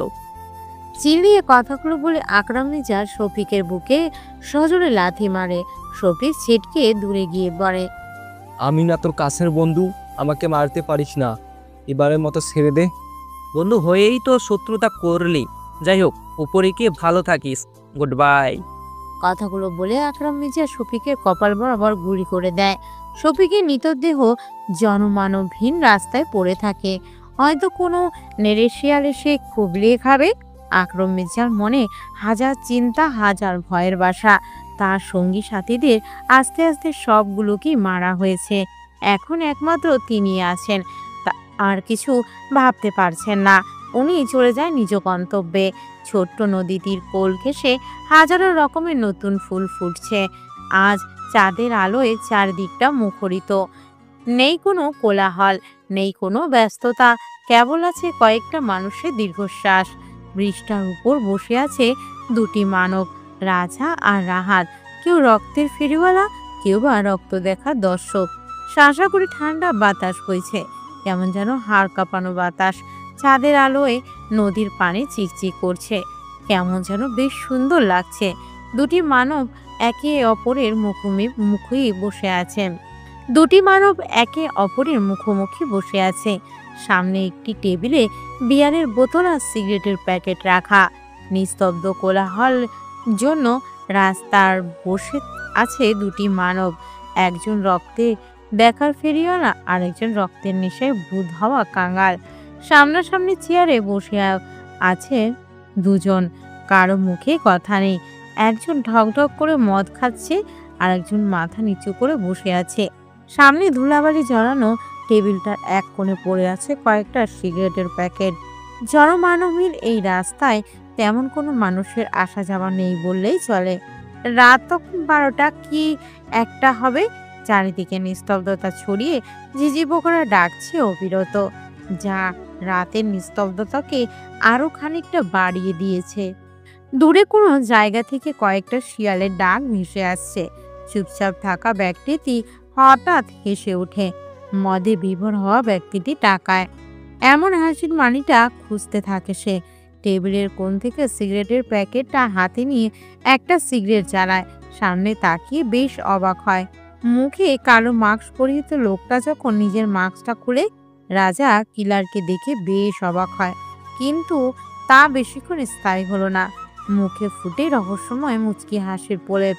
রাজা তার দিকে তাকায়, মুখে হাসি, ক্লিন সেভ করা ফর্সা মুখটা চাঁদের আলোয় চিকচিক করছে। কিলার মুচকি হেসে রাজার দিকে আর রাহাতের দিকে তাকায়। রাজা সিগারেট টানতে ব্যস্ত, কয়েকটা টান দিয়ে আকাশের দিকে তাকিয়ে জ্যোৎস্না ভরা আকাশে ধোঁয়াগুলো ছেড়ে দেয়। আজকে পূর্ণিমার আলোটা একটু বেশি প্রখর। নীরবতা ভেঙে রাজা বলে, ওয়েলকাম টু রাজ মাহমুদ ওরফে কিলার। রাজা মুচকি হাসি দিয়ে বিয়ারের বোতলটা মুখে পুরে গটমট করে খেতে থাকে। রাজা রাহাত দুজনেই তাকিয়ে আছে। রাজ্য আমার, রাজত্ব করেছে অন্যরা, তোদের দুজনকে পাঠিয়েছি আমার মিশনের জন্য, তার সিটি ফোটাও করিসনি। রাফিয়ান শহরে এসে নিজেদের গেম দিয়ে সব কিছু তোর চারে নিয়ে নিলি। দূর থেকে তোকে রাজ্য পরিচালনা করতে দেখেছি, বেশ ভালোই মাইন্ড গেম দিয়ে আগলে নিলি। আর আমার 400 কোটি কোথায়, যার জন্য এখানে আসা? কিলারের কথায় রাজা রাহাত মাথা নিচু করে থাকে। তাদের মাথা নিচু দেখে কিলার মুচকি হাসি দেয়। কিলার রাহাতের দিকে তাকায়। রাহাত, তোকে কেন পাঠিয়েছি? রাজার সব কিছু আমার পর্যন্ত পৌঁছে দেওয়ার জন্য, কিন্তু তুইও বেইমানি করলি। জানিস তো আমাদের রাজত্ব কায়েম করতে কি কি লাগে? তাজা রক্তের গন্ধ আর বিদঘুটে লাশের সমাহার। ভাই, রাহাতের কোনো দোষ ছিল না। আমি আগ থেকেই জানতাম আপনি রাহাতের মাধ্যমে আমার খোঁজ নেওয়ার চেষ্টা করবেন, তাই আমি চাল দিয়ে খেলা ঘুরিয়ে দিয়েছি। রাজার কথায় কিলার উচ্চ সুরে হাসতে থাকে। তখনই কিছু লোক আসে একটা লাশ নিয়ে। তাদের সামনে রক্তাক্ত লাশটা রাখে। লাশটা ঘুরিয়ে দিতেই তারা খেয়াল করে এটা আর কারো না, কমিশনার আকরাম মির্জার লাশ। কিলার হাসতে থাকে। আমার জিনিস নিয়ে আজ পর্যন্ত কেউ পার পায়নি, আর এটা কোথা থেকে পার পাবে? ওর খেল খালাস করে দিয়েছি। যাই হোক, বুকে আয় রাজা, তোকে অনেক দিন ধরে বুকে নেই না। কিলারের কথায় রাজা মুচকি হাসি দেয়। রাজা কিলারকে জড়িয়ে ধরার সাথে সাথে একটা বুলেট এসে রাহাতের কপাল বরাবর লাগে। রাহাত মুখ থুবড়ে মাটিতে পড়ে যায়। রাজা কিছু বুঝে ওঠার আগেই পরপর 6টা গুলি এসে রাজার বুকে লাগে। সব কিছু এত দ্রুত হয়েছে বুঝতেই পারেনি কেউ। কিলার উচ্চ সুরে হাসতে থাকে। এক জঙ্গলে 2 জন সিংহ থাকতে পারে না, এক জঙ্গলে সিংহ থাকে একটাই। তার রাজত্বের দ্বারাই জঙ্গল চলে। তাহলে আমরা 2 জন কিভাবে থাকি? হয়তো তুই, নয়তো আমি। তাই তোকেই সরিয়ে দিয়েছি, পরপারে ভালো থাকিস। ও হ্যাঁ, তোর কথাটাই রাখলাম, হয়তো মরো নয়তো মারো। আমাদের ডিকশনারিতে ভালোবাসা বলতে কিচ্ছু নেই। কিলারের দিকে তাকিয়ে রাজা ঠোঁট চওড়া হাসি দেয়। রাজ্য পরিচালনা করতে গেলে রাজ্য সম্পর্কে জানতে হয়। রাজার রাজ্যে রাজা ছাড়া কেউই রাজত্ব করতে পারে না। এটা রাফিয়ান জগৎ, যে যত বেশি মাইন্ড দিয়ে টিকে থাকতে পারে সেই জয়ী হয়। আমি ঘুমন্ত হয় না, জাগ্রত হয় না, আর হলেও রক্ষে নেই। রাজাকে ব্রিজ থেকে ফেলে দেওয়া হয়। নিকৃষ্ট জগৎ থেকে রাজার শব্দটাকে সমাপ্তি দেওয়া হয়। রাজার অস্তিত্ব মিটিয়ে দেওয়া হয়। রাজা নামের রাফিয়ানের কাহিনী সমাপ্ত ঘটানো হয়। রাহাতের লাশটা পড়ে থাকে ব্রিজের এক কর্নারে। হয়তো জনমানবহীন রাস্তাটাই কোনো নেড়ে শেয়াল এসে মাংসগুলো খুবলে খাবে। আসলেই রাফিয়ান জগৎটা এমন, মারো না হয় মরো, লাস্ট পর্যন্ত যে টিকে থাকবে সেই জয়ী। এতক্ষণ অর্ক, রুবেল তারা সকলেই কিলারের কথাগুলো শুনছিল। রাজার এমন ভয়ঙ্কর অতীত শুনে সকলের গায়ের কুসুম দাঁড়িয়ে পড়ে। তারা এতদিন নিজেদের নেতা মনে করত, আর আজকে কিলারের মুখ থেকে রাফিয়ান জগতের রাজার কাহিনী শুনে তারা পাগল প্রায়।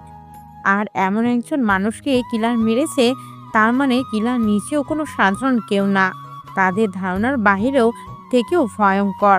অর্ক প্রশ্ন করে ওঠে, কিলার, আপনার মতে রাজাকে আপনি মেরেছেন নিজের হাতে, তাহলে রুবেল কাকে দেখলো? আর আপনি কেন ভয় পাচ্ছেন? এটাই তো আমার মাথায় আসছে না। আমি পর পর 6টা গুলি রাজার বুকে চালান করেছি, তাহলে এখানে এটা কি? আর নীলাদ্রিতার সাথে রাজার কিসের সম্পর্ক? আর ভয় পাওয়ার কথা বললি না? রাজত্ব করতে গেলে 1000 যুদ্ধ করেও কিন্তু রাজা তার রাজত্ব ঠিক রাখে। আমিও আমার রাজত্ব কায়েমে সফল। রাজাকে যখন ব্রিজ থেকে ফেলে দেব তখন রাজা বলেছিল, সিংহের গর্জনে বনের সব পশু পাখিগুলো আতকে ওঠে, চিন্তা করে তাকে শিকার না করে ফেলে। সিংহ যদি আঘাতপ্রাপ্ত থাকে তবুও তার কাছে অন্য পশু পাখি আসার দুঃসাহস করে না, কারণ সিংহ হচ্ছে হায়না। আমি সেই হায়না যে এখনো ঘুমন্ত। আসবো কোনো একদিন, সেদিন না হয় রাফিয়ান জগতের কালো অধ্যায় উন্মোচন করব। আজকে আকাশে চাঁদ উঠেছে, যাকে বলে পূর্ণিমা চাঁদ। বারান্দায় বসে আকাশের দিকে তাকিয়েছে তিলোত্তমা। হুট করে পিছন থেকে নিলয় এসে তাকে জড়িয়ে ধরে। তিলোত্তমা একটুখানি নড়েনি, কারণ এই মানুষটার প্রতি স্পর্শ তার চেনা। এই কয়েকদিনে 1000 বার জড়িয়ে ধরেছে। তিলোত্তমারও ভালো লাগে এই মানুষটির স্পর্শ। আকাশের মাঝে হাজারো তারাদের মাঝে চাঁদটাকে দেখো, কত মনোমুগ্ধকর মনে হচ্ছে। তবু আমার আকাশের চাঁদটাকে চাই না, আমার চাই তোমাকে। তুমি হীনা, আমি অস্তিত্বহীন। তুমি আমার কাছে আকাশের চাঁদটা থেকেও সুন্দর। তোমার ভালোবাসা কাঙাল আমি। নিলয়ের কথাগুলো শুনে তিলোত্তমা নিজেকে ধরে রাখতে পারেনি। এত মায়া মাখানো কথা সে আর নিজের মধ্যে ধারণ করতে পারবে না। নিলয়ের পায়ের উপর ভর করে 4 ঠোঁট এক করে দেয়। তাদের ভালোবাসার সাক্ষী হিসেবে পূর্ণিমার এই চাঁদ আর 1000 লক্ষ তারকা। আকাশটা মেঘমালা দিয়ে ভরপুর, ঝিরঝির বৃষ্টি পড়ছে। বারান্দার রেলিং ধরে দাঁড়িয়ে আছে রুহানিকা, তার একটু পাশেই রিফা দাঁড়িয়ে আছে। তাদের ভালোবাসাটাও এত সংগ্রাম করার পর জয়ী হয়েছে। আকাশ আর লক্ষ্মীর বিয়েটাও ধুমধাম করে হয়েছে। তাদের ভালোবাসাটাও পূর্ণতা পেয়েছে। এ যেন সকলের পূর্ণতা পাওয়ার ভালোবাসা।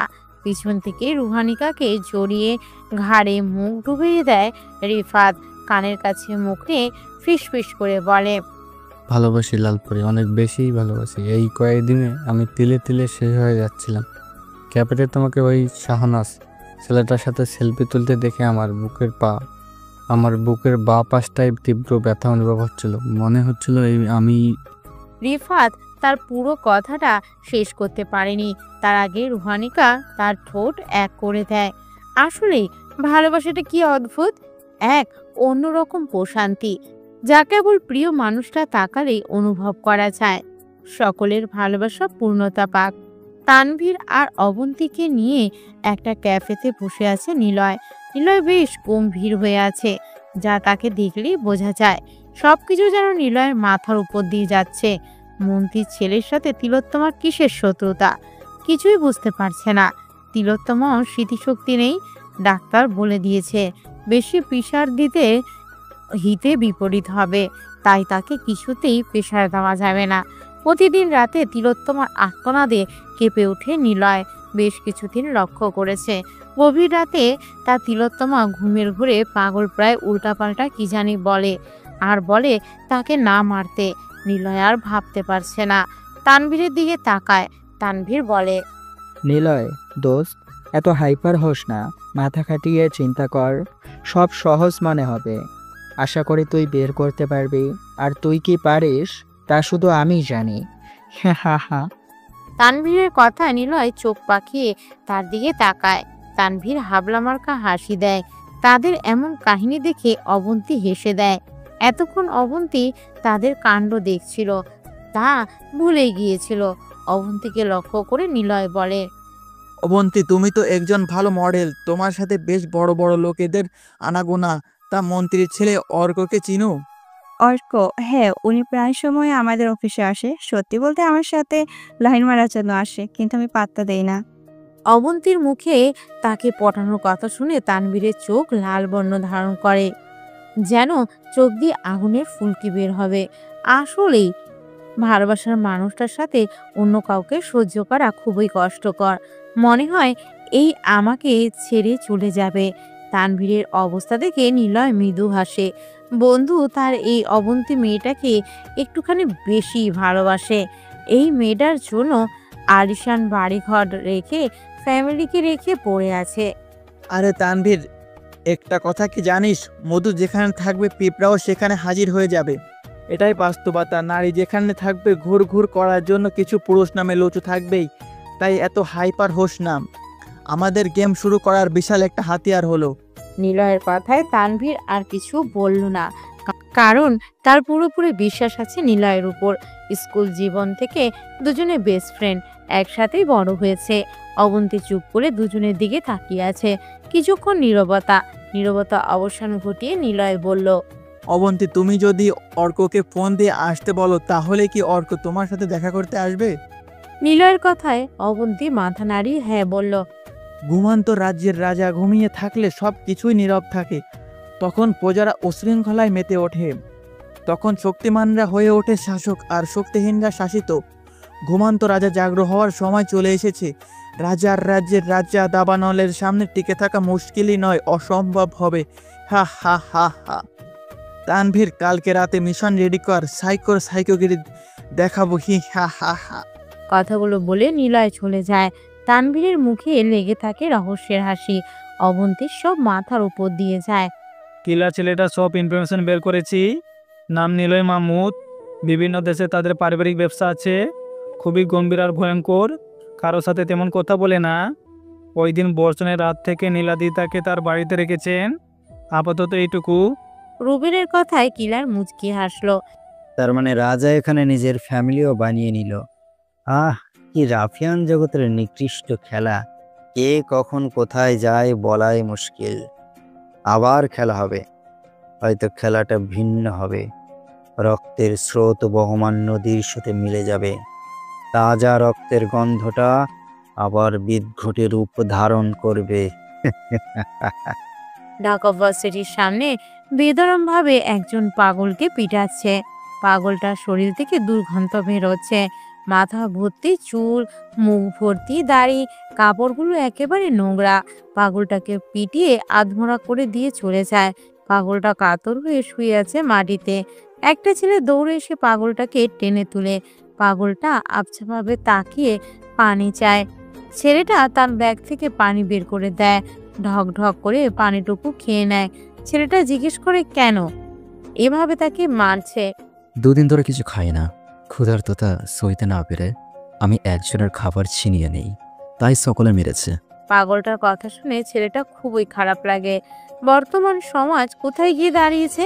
বন্ধু বান্ধব মিলে রেস্টুরেন্টে গিয়ে কত খাবার নষ্ট করে, আর এখানে সামান্য খাবারের জন্য একজনকে এভাবে পিটালো। ছেলেটা আর কিছু বলে না। পাগলটাকে নিয়ে একটা হোটেলে খাবার খাইয়ে চলে যায়। পাগলটা ছেলেটার দিকে তাকিয়ে রহস্যময় একটা হাসি দেয়, যে হাসির হয়তো বিশাল গভীরতা রয়েছে। রাজিয়া বেগম নিলয়ের নাম্বারে কল দিয়েই চলেছে, কিন্তু নিলয় ফোন তুলছে না। লাগাতার ফোন করার পর অপর পাশ থেকে নিলয় ফোন রিসিভ করতেই রাজিয়া বেগম কান্না করে দেয় আর বলতে থাকে, নিলয়, তোর তিলোত্তমা আমাকে চিনতে পারছে না, কেমন করতেছে, কাছে আসতে দিচ্ছে না, তুই তাড়াতাড়ি বাড়ি আয়। রাজিয়া বেগমের কথা শুনে নিলয়ের বুকের বাঁ পাশটায় মোচড় দিয়ে ওঠে। যদি তার তিলোত্তমা তাকেও না চিনে তাহলে তার কি হবে? না, আর ভাবতে পারছে না। আমি এখানে কেন? আমার মা, আমার বাবা, রুহি তারা কোথায়? তোমরা কে? তোমরা তাদের মেরে দিয়েছো, তাই না? আমাকে তাদের কাছে নিয়ে চলো। তোমরা তাদের মেরে দিয়েছো, সবাইকে মেরে দিয়েছো। কথাগুলো বলে কান্নায় ভেঙে পড়ে তিলোত্তমা। নিলয় হন্তদন্ত হয়ে রুমে প্রবেশ করে। দেখে সমগ্র রুমে জিনিসপত্র ছড়িয়ে ছিটিয়ে পড়ে আছে, আর খাটের মাঝ বরাবর তা তিলোত্তমা হাঁটু ভাঁজ করে কান্না করছে। নিলয় মৃদু আওয়াজে ডাক দেয়, তিলোত্তমা। তিলোত্তমা কথাটা কর্ণপাত হতেই চোখ মেলে তাকায়। সামনে দেওয়ালে হেলান দিয়ে থাকা পুরুষটিকে দেখে দৌড়ে ঝাঁপিয়ে পড়ে তার বক্ষে হাউমা করে কান্না করে দেয়। ফুপিয়ে ফুপিয়ে বলে, মিস্টার সাইকো, আপনি কোথায় ছিলেন? আমার আপনাকে দরকার, খুব করে দরকার। আমি আপনাকে অনেক খুঁজেছি, কিন্তু কোথাও পাইনি। আপনি আমাকে রেখে কোথায় গিয়েছিলেন? আমি আপনাকে শহর জুড়ে খুঁজেছি। ওরা আমার বাবা, মা আর রুহিকে মেরে দিয়েছে, আমাকেও মারতে আসবে। কথাগুলো বলে তিলোত্তমা হাউমা করে কান্না করতে থাকে। নিলয়ের বুকের বাঁ পাশটায় তীব্র ব্যথা অনুভব হতে থাকে। চোখ দিয়ে রক্ত বের হওয়ার উপক্রম। তার তিলোত্তমাকে অনেক কষ্ট দিয়ে ফেলেছে, আর নয়, আজ থেকে ওদের কষ্টর দিন শুরু। তিলোত্তমার মিস্টার সাইকো আসছে। আকাশটা মেঘ দিয়ে সাজানো। সকালের শীতলতায় পরিবেশটা বেশ। সকালের প্রকৃতিগুলি অসাধারণ। সৃষ্টিকর্তা সৃষ্টি সম্পর্কে জানতে হলে সকালের সৌন্দর্য উপভোগ করলেই বোঝা যায় সৃষ্টিকর্তা কিভাবে আমাদের জন্য তার সৃষ্টি জগৎ রচয়িতা করেছে। এই কনকনে ঠান্ডায় সকাল সকাল একজনের ফোনে লাগাতার কল বেজে চলেছে। তার কোনো হুঁশই নেই, পরম সুখে ঘুমাচ্ছে। ফোনের আওয়াজে একজন মহিলা ছুটে আসে রুমে, দরজা ধাক্কা দিয়ে বলতে লাগে, মহারানীর এখন ওঠার সময় হয়নি? বলি বাজে কটা, সে খেয়াল আছে? বাপ যেমন মেয়েটাকেও তেমন বানিয়েছে, আদর দিয়ে দিয়ে বাদরে পরিণত করেছে। নীলিমা বেগমের চিল্লানো শুনে নীলাদ্রিতা আর শুয়ে থাকতে পারেনি। হুড়মুড়িয়ে পাশ থেকে ফোনটা হাতে নিয়ে দেখে 100+ কল, তাও সেটা রুহির ফোন থেকে করা। চোখ কচলিয়ে ফোনে তাকিয়ে দেখে 9টা প্রায় বাজে। রাফিয়া বিছানা থেকে ওঠে, দরজা খুলে দেখে নীলিমা বেগম কোমরে হাত দিয়ে দাঁড়িয়ে আছে।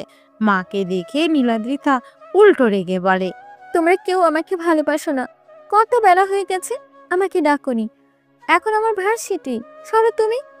নীলাদ্রিতার কাণ্ড দেখে আহনাফ সাহেব হেসে দেয়। মেয়েটা তার চোখের মণি। নীলাদ্রিতার জন্য তারা দুজন পাগল প্রায়। তার এই মেয়ের মাঝে বাচ্চা বাচ্চা একটা ভাব আছে, কোনো কিছু একটু বেশি বললেই গাল ফুলিয়ে কান্না করে দেয়। তাই তারা মেয়েকেই কিছু বলে না। আহনাফ সাহেব তিলোত্তমা শহরে এমপির পদে আছেন। উনি একজন রাজনীতিবিদ, তবে উনি সৎ লোক, আজ পর্যন্ত কারো ক্ষতি করেননি। রাজনীতির পাশাপাশি উনি একজন ভালো মানের ফটোগ্রাফার, যা শুধু নীলিমা বেগমের জন্য। মা, আমার দেরি হয়ে যাচ্ছে, আমি ক্যান্টিন থেকে খেয়ে নিব। কথাটা বলে নীলাদ্রিতা বেরিয়ে পড়ে। নীলিমা বেগম পিছন থেকে অনেক ডেকে লাভ হয়নি। মেয়ে ওনার প্রচণ্ড জেদি, যা বলে তাই করে। একমাত্র মেয়ে বলে কথা। উনি একটা দীর্ঘশ্বাস ছাড়ে। ভার্সিটির সামনে রুহি দাঁড়িয়ে আছে। নীলাদ্রিতার জন্য তাকে প্রায় সময় এখানে দাঁড়িয়ে থাকতে হয়।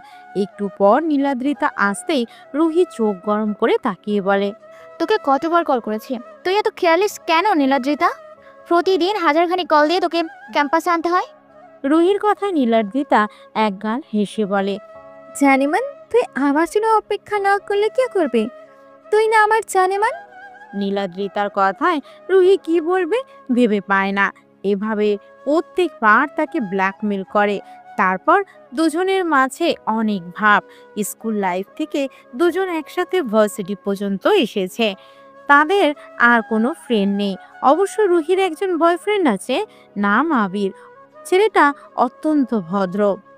অবশ্য তাদের রিলেশন হওয়াটার মধ্যে বেশিরভাগই অবদান নীলাদ্রিতার। ছেলেটা রুহির পিছনে ঘুরঘুর করত, তা নীলাদ্রিতা বেশ জানত। একদিন ছেলেটাকে ডেকে জিজ্ঞাসা করায় নীলাদ্রিতাকে পরপর করে সব বলে দেয়। তখন নীলাদ্রিতাই তাদের এক করে দেয়। রুহি শোন না, আমি না একজনকে দেখে ক্রাশ খেয়েছি, বুঝতে পারছি না। এক দেখাতে আমার মনের মাঝে তার জন্য ফিলিংস চলে এসছে। ঘুমাতে গেলে তার বৃষ্টিময় মুখটা ভেসে আসে। বল কি করব? নীলাদ্রিতার মুখে প্রেমালাপ শুনে রুহি বিষম খায়। রুহি এটা কাকে দেখছে যে প্রেম ভালোবাসার ধারে কাছে নেই? তার মুখে আরেকজনের জন্য এমন কথাবার্তা শুনে বিষম না খেয়ে পারল না। রুহি তড়িঘড়ি করে বলে, লাইক সিরিয়াসলি, আমাকে ঠিক শুনতেছে? নীলাদ্রিতা নীলার মুখে ভালোবাসার নাম? তা ছেলেটার বর্ণনা শুনতে পারে কে? নীলাদ্রিতা রুহির দিকে চোখ পাকিয়ে তাকায়। তবে রুহি সত্যিটাই বলেছে। আজ পর্যন্ত কোনো ছেলের নাম পর্যন্ত সে বলেনি, আর আজকে এক ছেলেকে নিয়ে ফিলিংস বলে দিল। নিজের উপর রাগ হচ্ছে ভীষণ, তবুও কৌতূহল দমিয়ে রাখতে পারেনি। তার স্বপ্নের নায়কের বর্ণনা দিতে লাগে। সুঠাম দেখি যুবক, ঝিমখরা বডি, ঠোঁটগুলোতে লাল আভা, চোখের মণিগুলোতে হালকা বাদামি ভাব, এক কথায় চোখ ফেরানো মুশকিল। নীলাদ্রিতার মুখে এমন বর্ণনা শুনে রুহি অবাক হয়ে যায়। তার বান্ধবী ছেলেটার প্রেমে হাবুডুবু খাচ্ছে, তার বুঝতে বাকি নেই। তানভীর, আমি আমার মনের রানীকে পেয়ে গিয়েছি। আমি যে শহরটাকে ঘৃণা করতাম, যে শহরটাকে গেলে নিজেকে ধুলো মিশ্রিত মনে করতাম, যে শহর থেকে পালিয়ে বেড়াতাম, সে শহরে আমি আমার ভালোবাসাকে খুঁজে পেয়েছি। আমি ধুলো মিশ্রিত শহরে আমার ভালোবাসা, আমার তিলোত্তমাকে খুঁজে পেয়েছি। আজ থেকে তিলোত্তমা শহরে সকল ব্যবসার ডিল আমি করব। রিফাত দাদাভাইকে বলে দিস। নিলয়ের কথায় তানভীর হেসে দেয়। তার গম্ভীর বন্ধুটাও প্রেমে পড়েছে অবশেষে। তানভীর আর কিছু বলে না, মুচকি হাসি দিয়ে চলে যায়। মন্ত্রী ইশাক বসে আছেন সোফায়, বেশ চিন্তিত মনে হচ্ছে। ছেলেটা তার একেবারে উচ্ছৃঙ্খল হয়ে গেছে, এখন আর তার নিজের আয়ত্তে নেই। রাতভর বাহিরে চলাচল করে, বাজে নেশায় নিয়ে গেছে। উনি একজন ভালো মানুষ, কিন্তু ছেলেটা এমন হলো কেন? আর কিছু চিন্তা করতে পারছে না, স্ত্রীকে কতগুলো কথা শোনায়। তোমার জন্যই আজ তোমার ছেলেটা এমন হয়েছে। তোমার ছেলে তোমার আশকারা পেয়ে পেয়ে আজ আমাদের কথা অবাধ্য। এতদিন বুঝবে আর ছেলের করা কাজের জন্য হাহাকার করবে, সেদিন আসতে আর বেশি দেরি নেই। ইশাক সাহেব কথাগুলো বলে উপরের রুমে চলে যায়। ওনার স্ত্রী ছলছল চোখে তাকিয়ে থাকে। ছেলেটা আসলেই তাদের হাতের বাহিরে চলে গেছে। উনিও একটা দীর্ঘশ্বাস ফেলে উপরের রুমে চলে যায়। অর্ক, আজকে ভার্সিটিতে দুজন হট ফিগারের মাল দেখেছি। আমার চোখ ছানা বাড়া, এত হট এর আগে দেখিনি। আমার চাই এটা কি? শিহাবের কথায় অর্ক ড্রিঙ্কস করা অবস্থায় তাকায়, লোভাতুর ভঙ্গিতে হাসি দেয়। তার মানে কালকেই তাদের মিশন। তারা বারে বসে মাতলামো করতে ব্যস্ত। মন্ত্রীর ছেলে বলে কথা, ভিআইপি মানুষ। রাত প্রায় 2টা ছুঁই। নিলয় হাতে সিগারেট নিয়ে আকাশের দিকে তাকিয়ে আছে। আজ আকাশটার মাঝে হাজারো তারকা খেলে করতে ব্যস্ত। আকাশের দিকে তাকিয়ে তারা গুনায় আর সিগারেট টানায় ব্যস্ত সে। সেদিন থেকে তার তিলোত্তমাকে দেখছে। ওই দিন থেকেই বুকের ভিতর যেন হাতুড়ি দিয়ে আঘাত করছে কেউ। ফার্স্ট লাভ মনে হয় এমনই হয়। চোখ বন্ধ করেই তিলোত্তমার বৃষ্টি ভেজে মায়াবী মুখটা তার সামনে ভেসে ওঠে। অবশ্য সে তার তিলোত্তমার বায়োডাটা বের করে ফেলেছে। তিলোত্তমার আব্বু তিলোত্তমা শহরের এমপি, নাম আফতাব সাহেব। তার ব্যাকগ্রাউন্ড সবই তার জানা। ভালোবাসার মানুষটাকে এক পলক দেখার জন্য নিলয় তিলোত্তমা শহরে থেকে যায়। প্রতিদিন তিলোত্তমাকে দেখার প্রয়াসে ভার্সিটির সামনে যায়, যা সবার আড়ালে। আকাশের দিকে তাকিয়ে নিলয় বলে ওঠে, আকাশ, তোকে সাক্ষী রেখে বলতেছি, তিলোত্তমা শুধু আমার। তিলোত্তমাকে পাওয়ার প্রয়াস আমার কোনোদিনই যাবে না। নিলয়ের তিলোত্তমা আমার ভালোবাসা, আমার আবেগ, আমার সব কিছুই তাকে ঘিরে হবে। অতি তাড়াতাড়ি তিলোত্তমাকে আমার করে নেব। কথাগুলো বলে নিলয় ছাদ থেকে নেমে নিচে চলে যায়। রুহি আর নীলাদ্রিতা ভার্সিটিতে প্রবেশ করবে এমন সময় ফুটপাত থেকে একজন পিচ্চি ছেলে দৌড়ে তাদের সামনে আসে আর বলতে লাগে, নীলাপামণি, আপনার জন্য এটা। ছেলেটার দিকে তারা দুজনে ঘুরে তাকায়। ছেলেটার হাতে একগুচ্ছ গোলাপ ফুল আর তার নীলাদ্রিতার দিকে ধরে রেখেছে। নীলাদ্রিতা আর রুহি বেশ অবাক হয়, কারণ তাদের মাঝে কেউ নীল না। আর নীল তো ছেলেদের নাম। তাদের ভাবনার মাঝে ছেলেটা বলে ওঠে, আফামণি, আপনার জন্য এগুলো একটা ভাইয়া বলেছে আপনাকে এগুলো দিতে। বলেছে নীল কালারের কাপড় পরা আপুটাকে দিতে। আর এখানে আপনি ছাড়া আর কেউ নাই, তাই এগুলো আপনার। কথাগুলো বলে ছেলেটা নীলাদ্রিতার হাতে ফুলের গুচ্ছ ধরিয়ে দিয়ে চলে যায়। তারা দুজন এতক্ষণ ঘোরের মধ্যে ছিল। হুঁশ ফিরতে ফিরতে ছেলেটা চলে যায়। নীলাদ্রিতা ফুলগুলোর দিকে ভালো করে তাকায়। ফুলের বুকের সাথে একটা চিঠি। নীলাদ্রিতা চিঠিটা খুলে, প্রিয় তিলোত্তমা, হয়তো বলবেন আমি তো তিলোত্তমা না, তবে আপনি কি জানেন আপনার নামটা আমি তিলোত্তমা রেখেছি? এই ধুলো মিশ্রিত শহরে আপনি আমার তিলোত্তমা। আপনার বৃষ্টি ভেজা মুখ পানে তাকিয়ে আমি আমার অতীত, বর্তমান, এমনকি ভবিষ্যৎও ভুলতে বসেছিলাম। আপনার মাঝে আমি নিজেকে হারিয়ে ফেলেছি। আপনাকে আমার খুবই দরকার। আপনার মায়াবী মুখ আমার হৃদয়টাকে ঘায়েল করে দিয়েছে। আপনার ডাগর ডগর আঁখি যুগল আমাকে আপনাতে নিঃশক্ত করে দিয়েছে। আপনিই হবেন আমার ভালো লাগার কারণ।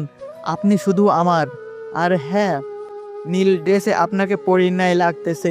এত সাজুগুজু করিয়েন না, তাহলে অন্যেরা নজর দিবে আর আমি তা মানতে পারবো না। আপনি আমার তিলোত্তমা, শুধুই আমার। ইতি ধরে নেন আপনার জন্য সাইকো। চিঠিটা পড়ে নীলাদ্রিতার চোখ চড়ক গাছ। এটাতে ভালোবাসা প্রকাশ করলো নাকি থ্রেট দিল বুঝতেই পারেনি। নীলাদ্রিতার কাছ থেকে চিঠিটা নিয়ে রুহি পড়ে মাথায় হাত দিয়ে বলতে থাকে, নীলাদ্রিতা, তোকে থ্রেড দিল নাকি প্রেমের প্রস্তাব দিল বুঝতেই পারছি না। যাই বলিস, লেখাটার গভীরতার মনে হচ্ছে বেশ। তাদের দুজনের কথা মাঝেই উঠ করে একটা ছেলে এসে নীলাদিতার সামনে হাঁটু ভাঁজ করে বলতে লাগে, আমি তোমাকে প্রথম দিন থেকে ফলো করতেছি, তোমাকে আমার ভালো লাগে, আই লাভ ইউ। ছেলেটার কথা শুনে রীতিমতো দুজন অবাক, কারণ মাত্র চিঠি আসা, আর এখন এই ছেলে প্রপোজ কিছুই বুঝতে পারছে না। নীলাদিত্যের ছেলেটাকে আর কিছু বলার সুযোগ না দিয়ে রুহিকে নিয়ে চলে যায়। এতক্ষণ ভার্সিটির বাইরে থেকে একজোড়া চোখ রক্তবর্ণ করে তাদের দিকে তাকিয়েছিল। আর তিলোত্তমাকে প্রপোজ করা, রাগে কচকচ করতে করতে গাড়ির কাছে আঘাত করে। পরক্ষণে কাকে যেন ফোন দিয়ে নিজ গন্তব্যে চলে যায়। জারুলতলায় বসে আছে রুহি আর নীলাদ্রিতা। ক্লাস শেষ করে দুজন সকালের কাহিনীগুলো মনে করে হাসছে। তাদের হাসির মাঝে আবির এসে হাজির। আবিরকে দেখে রুহি আরো জোরে জোরে হাসতেছে। পুরো ঘটনা খুলে বললে আবিরের সাথে হাসতে থাকে। নীলাদ্রিতার শরীর জ্বলে যাচ্ছে দুজনের হাসি দেখে। তোরা দুজন থামবি নাকি আমি চলে যাবো? রাগ করিস কেন, আমরা তো তোর প্রশংসা করতেছে। একদিনে দুজনকে প্রপোজ করলো। তার বলতে শালিকা কার দেখতে হবে না, একেবারে কিউটের ডিব্বা গুলোমুলো। কি তার মানে আমি অসুন্দর? আচ্ছা, আমি তো এখন পুরাতন হয়ে গেছি, তাই না? আবির বেচারা পড়ে গেল বিপাকে। কেন ছেলে নীলাদ্রিতাকে কিউট বলতে গেল? আবিরের মুখের ভাবভঙ্গি দেখে তারা দুজনেই হেসে দেয়। তাদের হাসাহাসির মাঝে হুড়মুড়িয়ে সকালে প্রপোজ করা ছেলেটা হাতে ব্যান্ডেজ, মাথায় ব্যান্ডেজ পরা আসে। দেখে মনে হচ্ছে ইচ্ছে মতো কেউ মেরেছে। ছেলেটার এই অবস্থা দেখে তারা আশ্চর্য, কারণ সকালেই তো ভালো ছিল। তাদের কাউকে কথা বলার সুযোগ না দিয়ে ছেলেটা বলে, আম্মু আমাকে মাফ করে দেন, আর জীবনে আপনার দিকে তাকানো দূরের, এই ভার্সিটি ছেড়ে দেব। আপনার উনি ভয়ঙ্কর হয় না, এই নেন এটা, আমি আসি, আসসালামু আলাইকুম। কথাগুলো বলে ছেলেটা চলে যায়। তাদের তিনজনের মাথার উপর দিয়ে গেল। তবে ছেলেটা একটা খাম দিয়ে যায়। নীলাদিতা খামটা খুলে পড়তে লাগে। প্রিয় তিলোত্তমা, বলেছিলাম না আপনি শুধুই আমার, আপনাকে শুধু আমিই দেখব। আপনার আশেপাশে আমি কোনো ছেলেকে সহ্য করব না। আপনার মাঝে আমার প্রাণভোমরা লুকায়িত। আমি চাই না আপনার মন আমাকে ছাড়া অন্য কাউকে নিয়ে ভাবতে। আপনার ভালোবাসা শুধু আমার জন্য হওয়া চাই, আর কারো জন্য না। আমি চাই না আপনাকে নিয়ে কেউ চিন্তা পর্যন্ত করুক। আমি চাই আপনার আত্মা, আপনার মন, আপনার সব কিছুতেই আমি থাকি। আর আমি চাই আপনার মনের মাঝেই থাকতে। আর এই দুনিয়ার মধ্যে এমন কোনো জায়গা নেই আমি জীবিত থাকব আপনাকে ছাড়া।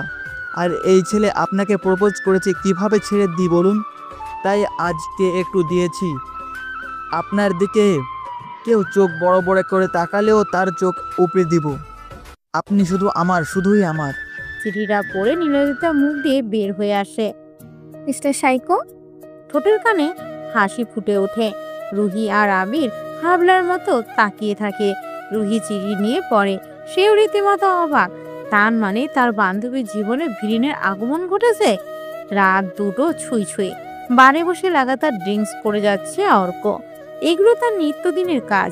প্রতিদিন নতুন নতুন নারীর শরীর নিয়ে খেলা করাটা তার রুটিন। সাথে তো বন্ধু বান্ধব আছে, সবগুলো বড়লোক বাবার বিগড়ে যাওয়া সন্তান। শিহাব অর্কের কাছে ঘেঁষে বলে, অর্ক, ভার্সিটির দুজন পরীর কথা বলেছিলাম মনে আছে? তা কবে সেগুলো আমাদের বিছানায় আনবো? শিহাবের কথায় অর্ক তার দিকে ঘুরে বাঁকা হাসি দিয়ে বলে, খুব তাড়াতাড়ি কিলারের দেওয়া কাজটা কমপ্লিট করে নেয়, না হলে ঝামেলা হবে। আমাদের উপর বিশ্বাস করে কাজটা দিয়েছে। কয়েকদিন পর ভার্সিটিতে ফাংশন হবে, কিলারকে ইনভাইট করা হয়ে গেছে। জানবে মানবতা সবাই জানবে মানবতার ফেরিওয়ালা, সবাই জানবে মানবতার ফেরিওয়ালা দুঃখী জনগণের পাশে দাঁড়ানোর রাজ মাহমুদ ওরফে বিজনেসম্যান আসবে। আর তার কালো দুনিয়ার রাজ কেউ জানে না। অর্কের কথা শিহাব চোখ বড় বড় করে তাকিয়ে থাকে, কারণ কিলারের কথা তারা সবাই শুনেছে, কিন্তু বিজনেসম্যান রাজ মাহমুদ কিলার তা আজ জানলো তারা। কালো দুনিয়ায় কিলার নাম বললেই সবাই চিনে। ভয়ঙ্কর হায়না একজন, আর সমাজে তাকে শান্ত ভদ্র সমাজসেবক হিসেবে জানে চেনে। শিহাব আর নিতে পারছে না। অর্ক সবকিছু বলে তাদের। আজকে ভার্সিটিতে বিশাল অনুষ্ঠান। শহরের নামকরা বিজনেসম্যান রাজ মাহমুদ আসবে। ভার্সিটির সকলেই হই হুল্লোড়ে মেতে ওঠে, কারণ রাজ মাহমুদ উনি বয়সে নাকি বড়ও, কিন্তু দেখতে একেবারে চকলেট বয়। আজকে রাজ মাহমুদ আসার কথা ভার্সিটিতে। রুহি আর নীলাদ্রিতা শাড়ি পরেছে। নীলাদ্রিতা নীল কালারের একটা শাড়ি পরেছে আর রুহি কালো কালারের। একেবারে দুজনকে পরি লাগছে। আবির তো রুহির পিছনে পড়ে আছে, যদি কোনো ছেলের রুহির সাথে লাইন মারার চেষ্টা করে তার জন্য। আবিরের কাণ্ড দেখে দুজনে হেসে গড়াগড়ি খাওয়ার উপক্রম। অনুষ্ঠান শুরু হয়ে গেছে। প্রধান অতিথি রাজ মাহমুদ স্টেজে বসে আছে। একে একে সবাই পারফরমেন্স করছে। সবার লাস্টে নীলাদ্রিতার ডাক পড়ে স্টেজে নৃত্য করার জন্য। নীলাদ্রিতা অবাক, তার নাম তো সে দেয়নি, তাহলে কে দিল? রুহির দিকে তাকাতেই বুঝতে পারে, কারণ রুহি মিটি মিটি হাসছে, তার মানে রুহির কাজ এটা। চোখ গরম করে তাকাতেই আবার নীলাদ্রিতার ডাক পড়ে। নিজের অনিচ্ছা সত্ত্বেও নৃত্য করতে হয় নীলাদ্রিতাকে। নীলাদ্রিতা যখন স্টেজে উঠে তখন রাজ ফোনের দিকে মুখ করে রাখে। রোমান্টিক একটা গান প্লে করে। গানের সাথে নীলাদ্রিতার পারফরমেন্স এতটা ভালো ছিল, ভার্সিটির সকলেই করতালি দিতে লাগলো। এতক্ষণ রাজ এক ধ্যানে নীলাদ্রিতার দিকে তাকিয়েছিল।